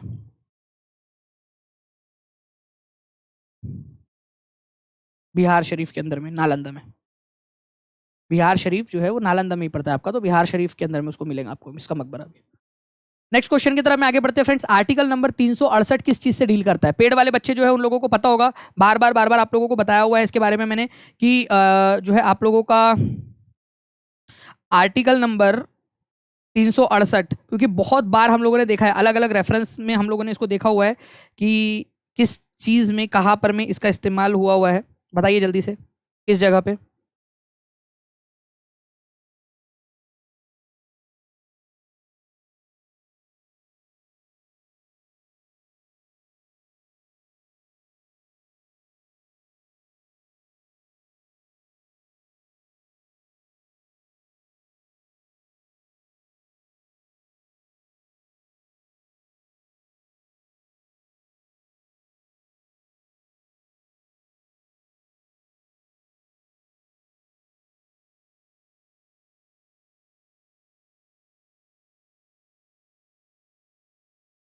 चलिए बिल्कुल फ्रेंड्स, आप लोगों के आंसर आ गए हैं। तो आर्टिकल नंबर 368 जो है ये आप लोगों ने याद रखना है कि भाई अगर मान लीजिए संविधान में संशोधन करना है, कभी भी हमें कोई भी चेंज करना है संविधान के अंदर में, तो हम संविधान के अंदर में जो चेंज करने का, अमेंडमेंट करने का जो पावर है संविधान को, वो आर्टिकल नंबर 368 368 के तहत दिया गया है। ये क्वेश्चन जो है फ्रेंड्स काफ़ी ज़्यादा इंपॉर्टेंट है, बहुत सारे एग्जाम्स के अंदर में पूछा गया है आप लोगों का क्वेश्चन है, ठीक है। तो ये भी आप लोग याद रखोगे। आप लोग इमरजेंसी जो है वो तो अलग है आप लोगों का, आर्टिकल नंबर 352 के तहत जो है वो आप लोगों की नेशनल इमरजेंसी लगाई जा सकती है, ठीक है। ये बाकी इशुएंस ऑफ रिट जो है ये आर्टिकल नंबर 32 के तहत जुडिशरी निकाल सकती है आपका, सुप्रीम कोर्ट रिट, वैसे हाई कोर्ट भी निकाल सकती है। रिट के बारे में अगर आप लोगों को जानना है तो मुझे बताना, मैं रिट भी आप लोगों को पूरा का पूरा पढ़ा दूंगा, ठीक है। और suspension of fundamental rights in special circumstances वो आर्टिकल नंबर 358 में दिया गया है, ठीक है। बाकी फिलहाल के अंदर में हम लोगों ने जो देखना है वो देखना है कि आर्टिकल नंबर 368 किस बारे में बात करता है। तो आर्टिकल नंबर 368 जो है आप लोगों का इस बारे में बात करता है कि भाई संविधान के अंदर में संशोधन किया जा सकता है, ठीक है। नाउ फ्रेंड्स आर्टिकल नंबर 368 जो है ये काफ़ी सारे एग्जाम में पूछा जाता है। आपसे ये भी पूछा जाता है कि आर्टिकल नंबर 368 लिया कहाँ से गया था, तो इसको भी याद रख लो आप लोग, साउथ अफ्रीका से लिया गया था, साउथ अफ्रीका से इसको बोरो किया गया है, साउथ अफ्रीका से, ठीक है। ये भी याद रखेंगे आप लोग। नेक्स्ट क्वेश्चन की तरफ में आगे बढ़ते हैं आप लोगों के, आपको बताना है कि सबसे कम, ठीक है, इस क्वेश्चन का आंसर कीजिए आप सभी लोग जल्दी जल्दी से, ठीक है। 3700 प्लस लाइक्स, क्या बात है, 3700 प्लस लाइक्स आप लोगों ने कर दिए सेशन के बीच में, ठीक है। 3700 प्लस, तो आप लोगों को बहुत बहुत कॉन्ग्रेचुलेशन फ्रेंड्स, सभी का बहुत बहुत धन्यवाद जितने भी लोग हैं। और जहाँ जहाँ शेयर कर सकते हो ना फ्रेंड्स, इसको शेयर जरूर कर देना। जितने लोगों ने शेयर कर भी दिया, एक एक बार वापस से शेयर कर देना फ्रेंड्स, ताकि मुझे हिम्मत मिले कि मैं आगे में और आप लोगों के लिए सेशंस ले सकूँ इस तरीके के, ठीक है। और आपको बता दूं कि इसकी जो पीडीएफ है टीचिंग परीक्षा ऐप, डिस्क्रिप्शन में लिंक मिल जाएंगी, पिंड कमेंट के अंदर में भी टीचिंग परीक्षा ऐप की लिंक आपको मिल जाएंगी, ठीक है। उसके ऊपर में जाकर आप लोग डाउनलोड कर सकते हो, वहां पर में पीडीएफ आप लोगों को मिल जाएगा इसका, ठीक है। चलिए, और जैसे कि मैं देख पा रहा हूँ फ्रेंड्स, जब से आपसे बात कर रहा हूँ उतने ही देर के अंदर में आप लोगों ने 3800 प्लस लाइक्स आप लोगों ने कर डाला है, ठीक है। तो इसके लिए भी बहुत बहुत शुक्रिया आप सभी लोगों का। देखिए आंसर जो है फ्रेंड्स क्या हो जाएगा, आप लोगों को बोला है कौन सा वाला लैंड मास है जो सबसे कम है। तो आपको एक चीज पता होनी चाहिए फ्रेंड्स, ठीक है, आप लोगों को कि भाई सबसे बड़ा कॉन्टिनेंट कौन सा है। आप बताओ पहले नंबर पे कौन है, पहले नंबर पे, चलो सारे के सारे लगाते हैं, आज कुछ तूफानी करते हैं और सारे लगाते हैं। रेडी स्टेडी गो, ठीक है, चले करें हम लोग यहाँ पर में स्टार्ट। चलो सबसे पहला एशिया, ठीक है। दूसरे नंबर पे बताओ कौन सा आता है, कमेंट करो जल्दी जल्दी से, एक बार देखते कितने लोग आंसर लगा पाते हैं, कितने लोग आंसर यहाँ पर में कर पाते हैं, ठीक है। दूसरे नंबर पे आता है आप लोगों का अफ्रीका, ठीक है, अफ्रीका, ठीक है। तीसरे नंबर पे कौन सा आता है आपका, बताओ तीसरे नंबर पे, ये बता दो, चलो ये तो बता दो कम से कम, ठीक है, ये बता दो कम से कम। तो नॉर्थ अमेरिका, उत्तरी अमेरिका, नॉर्थ अमेरिका। अच्छा चौथे नंबर पे उसी के नीचे वाला साउथ अमेरिका, ये याद रखना है आप लोगों ने, अमेरिका, साउथ अमेरिका। पांचवें नंबर में अगर मैं बात करूं कौन सा आएगा पांचवें नंबर के अंदर में आप लोगों का, फिफ्थ नंबर पे, तो फिफ्थ नंबर के अंदर में आप लोगों का आता है फ्रेंड्स अंटार्कटिका, ठीक है,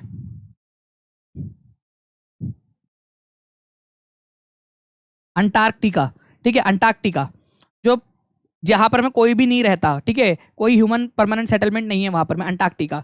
छठवें और सातवें नंबर वाला आप लोग बताइए, चलो देखते कितने लोग इसका आंसर कर पाते, क्योंकि अब तो 2 ही बच गए ना, तो छठवां और सातवां आप बताइए। ऐसा लिखो 6 लिखो 7 लिखो, ऐसा लिखो 6 ऐसा और 7 ऐसा, देखते कितने लोग आंसर कर पाते हैं यहाँ पर में। करो एक बार कोशिश तो करो, ठीक है, एक फन वे के अंदर में आप लोगों की पढ़ाई हो जाएगी यहाँ पर में, जल्दी जल्दी बताओ। तो छठवें नंबर पे कौन सा हो जाएगा आप लोगों का, छठवें नंबर पे हो जाएगा फ्रेंड्स आप लोगों का यूरोप, ठीक है, सेकंड लास्ट यूरोप। और सबसे लास्ट में कौन सा आएगा, ऑस्ट्रेलिया सबसे लास्ट में। तो 7 कंटिनेंट है, ये उनकी लिस्ट है, ये पूरी की पूरी 7 कंटिनेंट की, ओके, ये याद रखना है आप लोगों ने। तो यहाँ पर में आपका आंसर क्या होगा कि सबसे लीस्ट, सबसे कम, सबसे छोटा वाला कौन सा है, तो सबसे छोटा है आप लोगों का ऑस्ट्रेलिया, सबसे छोटा वाला महाद्वीप है ऑस्ट्रेलिया। अच्छा आप लोगों को महासागर का भी बता दूंगा मैं एक बार, कितने लोग चाहते हैं महासागर की भी एक बार रिवीजन कर ले हम लोग, तो महासागर की भी रिवीजन अगर करना चाहते हो तो वो भी बता देता हूँ आप लोगों को मैं, ठीक है। पीडीएफ के अंदर में ये वाला भी आप लोगों को मिल जाएगा, पीडीएफ टीचिंग परीक्षा की जो ऐप है उसके उससे डाउनलोड आप लोग कर सकते हो फ्रेंड्स, ठीक है, टीचिंग परीक्षा के इससे। मैं आप लोगों को बता देता हूँ, देखो एक ट्रिक है महासागर की, पैसा, ठीक है, पैसा महासागर। सबसे है आप लोगों का पैसिफिक ओशियन, पैसिफिक ठीक है, पैसिफिक ओशियन, पैसिफिक ओशियन पहले नंबर पे आप लोगों का। ठीक है, दूसरे नंबर पे बताओ जल्दी से कौन सा आएगा आप लोगों का। सेकंड नंबर पे ए से Atlantic ocean, Atlantic ocean, Atlantic ocean आप लोगों का। तीसरे नंबर पे कौन सा आएगा फ्रेंड्स आप लोगों का, बताइए। Indian ocean, Indian ocean, Indian ocean. चलो बताओ अब चौथे नंबर पे कौन सा आएगा। ठीक है, साइज के मामले में चौथे नंबर के ऊपर में जल्दी जल्दी से बता देंगे आप लोग यहाँ पर में, और लाइक एंड शेयर भी करते रहेंगे सभी के सभी लोग, और चैनल को सब्सक्राइब भी कर लेंगे फ्रेंड्स, ताकि ऐसे ही मैं एनर्जी के साथ में और भी बहुत सारी चीजें आपको पढ़ा सकूं। इंडियन ओशियन हो गया आप लोगों का। चौथे नंबर पे आपका आएगा या सदर्न ओशियन, सदर्न ओशियन। ठीक है, सदर्न ओशियन, जिसको दक्षिणी महासागर आप लोग कहते हो, दक्षिणी महासागर। बताओ कौन से महाद्वीप के पास में है दक्षिणी महासागर, बता सकते हो कौन से वाले महासागर के पास, कौन से वाले महाद्वीप के पास में है दक्षिणी महासागर, क्योंकि काफी सारे लोग होंगे जिन्होंने दक्षिणी महासागर का नाम पहली बार सुना होगा। और पांचवा और सबसे छोटा है, ठीक है, आर्कटिक महासागर, आर्कटिक ओशियन। ठीक है, ये नॉर्थ पोल के पास में है। देखो ये साउथ पोल के पास में आपका, ये साउथ पोल के पास में है। ठीक है, साउथ पोल के पास में, और ये जो है ये नॉर्थ पोल के पास में है, नॉर्थ पोल के पास में। ठीक है, तो ये थोड़ा सा आप लोगों ने याद रखना है। मैप थोड़ा सा हम अगर दिखा पाऊँ मैं आप लोगों को, तो यहाँ पर में है आर्कटिक ओशियन, यहाँ पर में नॉर्थ पोल के पास में, और ये अंटार्कटिका के पास में है सदर्न ओशियन। ठीक है, दक्षिणी महासागर आप लोगों का। ठीक है, तो इस तरीके से आप लोगों ने आंसर करना था फ्रेंड, सारा का सारा, जितने भी लोग देख रहे हैं। ठीक है, ऐसे अगर आप लोग आंसर करते तो आप लोग बहुत ही आसानी के साथ में इसका आंसर कर पाते थे। तो आई होप आप लोग जो है फ्रेंड्स यहाँ पर मैं लाइक एंड शेयर कर रहे होंगे सेशन को, जितने भी लोग देख रहे हैं, और चैनल को सब्सक्राइब भी आप लोग कर ही रहे होंगे यहाँ पर में। साथ साथ में 15 का एवरेज व्यू टाइम चल रहा है फ्रेंड्स। मतलब आप लोगों ने तो आज बिल्कुल मचा दिया है। ठीक है, एकदम मतलब बेसिकली बात करूँ तो आप लोगों ने एकदम, ठीक है, हल्ला कर दिया एकदम आज। इसको हर जगह पे फैला दो, जहां जहां फैला सकते हो। सारे के सारे 3000 लोग जितने भी यहाँ पर में देख रहे हैं, अभी यहाँ पर में करीब 4000 लाइक्स आप लोगों ने कर दिए हैं। सब लोगों से एक रिक्वेस्ट है कि सभी के सभी लोग जहां जहां फैला सकते हैं वहां पर में सेशन को फैला देंगे। टीचिंग परीक्षा ऐप के ऊपर में जो है फ्रेंड्स, इसकी पीडीएफ भी मिलेंगी। तो जिन जिन लोगों ने टीचिंग परीक्षा ऐप डाउनलोड नहीं किया वो लोग, ठीक है, अरे बिल्कुल मिलता है, आपने देखा नहीं है, बिल्कुल मिलता है। क्या करना है, टीचिंग परीक्षा ऐप के ऊपर में जाना है, और ऐप पे जाकर बीपीएससी का, बिहार जो शिक्षक भर्ती का, ठीक है, बिहार 7th फेज शिक्षक भर्ती का जो कोर्स है उसमें जाना है, और ऊपर में ही जाना है आप लोगों ने। वहां पर में फ्री में ही मिलता है आप लोगों को, सभी को। बाकी लोगों को मिलता है, सिमरन कुमारी आपको नहीं मिलता है, कैसी बात कर रहे हो आप। ठीक है, सब मिलता है। आप जो है, आपको आ नहीं रहा है ये बोलिए आप कि सर कैसे करते हैं, ये पूछना, ये तरीका होता है पूछने का। ठीक है, कि कैसे करे करके, तो टीम हेल्प कर देंगी आपकी। अगर नहीं जम रहा है तो वो 76 वाला नंबर है, 96 वाले नंबर पे कर दो, वो टीम आपकी बिल्कुल हेल्प करेंगी, है ना। तो कॉन्ग्रेचुलेशन आप सभी लोगों को, 4000 प्लस लाइक्स आप लोगों ने कर दिए फ्रेंड्स यहाँ पर में सभी लोगों ने। तो सभी लोगों का बहुत बहुत शुक्रिया, और आप लोगों को बहुत बहुत धन्यवाद, दिल से धन्यवाद। इस सेशन को आप लोगों ने पूरा मेरे को 1.5 घंटे तक एनर्जी देने के लिए। ठीक है, ओके, आरती गुप्ता, और नंबर जो है मैं एक नंबर दे रहा हूँ, उस नंबर के ऊपर में कॉल कर लेना आप। ठीक है, उस नंबर पे 76, ठीक है, 7611101101, इसके ऊपर में कॉल कर लेना, या फिर 9697888844, इस नंबर पे कॉल कर लेना। कॉल कर लो या व्हाट्सएप कर लो, टीम आपकी मदद कर देंगी। कि अगर कोई भी टेक्निकल इशू आ रहा है आपको, तो टीम आपकी मदद कर देंगी वहां पर में। ठीक है, इसके अलावा फ्रेंड्स मैं आप लोगों को लास्ट में बता दूं यहाँ पर में कि आज लास्ट डे है आप लोगों का ये ऑफर का। तो जितने भी लोग यहाँ पर में ये लेना चाहते हैं, अपने दोस्तों को रेफर करना चाहते हैं जहाँ जहाँ पर में भी, तो आज बता दीजिए कि लास्ट डे है। आप लोग जो है यहाँ पर में 599 के अंदर में ये शिक्षक बनने की जो तैयारी, और ये कितना है आपका। कुछ लोग कहते हैं कि सर पैसे क्यों, भाई आपकी जो पहली सैलरी है ना उसका 10% के करीब है ये, बस केवल 10% पहली सैलरी का, इतने सारे पैसे का है। तो इतना इन्वेस्टमेंट तो बनता है आप लोगों का, अगर अपनी पढ़ाई के लिए अगर आप चाह रहे हो तो। क्योंकि यहाँ पर में भी कॉस्टिंग आती है, ऐसा है नहीं कि बिल्कुल एकदम बिल्कुल फ्री में होता है। जब मैं लेक्चर ले रहा हूँ, ये स्मार्ट बोर्ड जो है वो आपको पढ़ाने के लिए लेना पड़ा 4 लाख रुपए का उधारी के अंदर में। ठीक है, तो बहुत सारी चीज़ें होती है जो आप लोगों के लिए मैनेज करनी होती है। इंटरनेट कॉस्ट आता है, बहुत सारी चीज़ें होती है, ये इक्विपमेंट्स होते हैं, बहुत सारी माइक होता है, लोगों का खर्चा होता है। तो जो लोग ये बोलते हैं कि सर पैसे क्यों, तो भाई फिर आप सरकार को एक एफिडेविट लिख के दे दो कि हमें नौकरी दे दीजिए, लेकिन हमें जिंदगी भर कोई भी जो है, ठीक है, हमें कभी भी जिंदगी भर जो है हमें सैलरी नहीं चाहिए होंगी। वो एफिडेविट सरकार को लिख कर दे दो आप, बस एक, जितने भी लोग ऐसे वाले, वो सरकार को एक एफिडेविट लिख के दे दो कि भाई जितने भी पैसे हैं वो जो है मुख्यमंत्री रिलीफ फंड के अंदर में या प्रधानमंत्री रिलीफ फंड के अंदर में डाल दिए जाए। तो जो है, चलो चलो उन लोगों को छोड़ दो, जो लोग पढ़ाई करने वाले लोग हैं वो पढ़ाई करके आगे निकल जाएंगे। 599 के अंदर में आप लोगों का यहाँ पर मैं टेस्ट सीरीज भी आप लोग लेना चाहते हो, टेस्ट सीरीज भी आप कर सकते हो। टेस्ट सीरीज के अंदर में फ्रेंड्स इतनी सारी चीजें आप लोगों को यहाँ पर में मिल रही है पूरी की पूरी, ठीक है। Bihar 7th phase PRT, 7th phase secondary वाला भी आपको मिल जाएगा, C TET, super TET, KVS, D triple S B, UP TET. और इसकी वैलिडिटी आप लोगों की फ्रेंड्स नॉर्मली 12 मंथ की है, 349 रुपीज के अंदर में। लेकिन जो बच्चे ने जो भी एक भी कोर्स अगर खरीदा हुआ होगा तो उसको ये केवल 199 रुपीज में मिलेगा, ठीक है। और 12 महीने के बदले में +3 मतलब 15 महीने की वैलिडिटी उसको मिलेंगी इस टेस्ट सीरीज की पूरी की पूरी। और जो भी न्यू कोर्सेस वगैरह कोई नोटिफिकेशन आता है, जैसे अभी चंडीगढ़ का आ गया अचानक से, तो चंडीगढ़ वाले की भी आप लोगों का जो है यहाँ पर में, ठीक है, ठीक है, चंडीगढ़ वाले का आ गया, तो चंडीगढ़ वाले का भी हमने इसमें ऐड कर दिया है यहाँ पर में, ओके।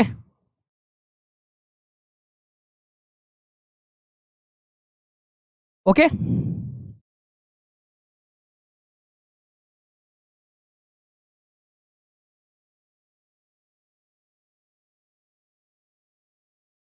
चलिए, तो आप लोग जो है फ्रेंड्स पीडीएफ जो है वहां से आप लोग डाउनलोड कर सकते हो। आप लोग टीचिंग परीक्षा ऐप से पीडीएफ आप लोगों को मिल जाएगा वहां पर में। कहां पर में मिलेगा आप लोगों को? तो बिहार आप लोगों को ऐप में जाना है। ऐप में जाओगे, ऐप में यहाँ पर में स्टोर का एक ऑप्शन होता है, यहाँ पर में आपको स्टोर मिलेगा, स्टोर, इसमें जाना है। जो पेड बच्चे उनको तो ऑटोमेटिक नोटिफिकेशन चला जाएगा, उनकी दिक्कत नहीं है, ठीक है।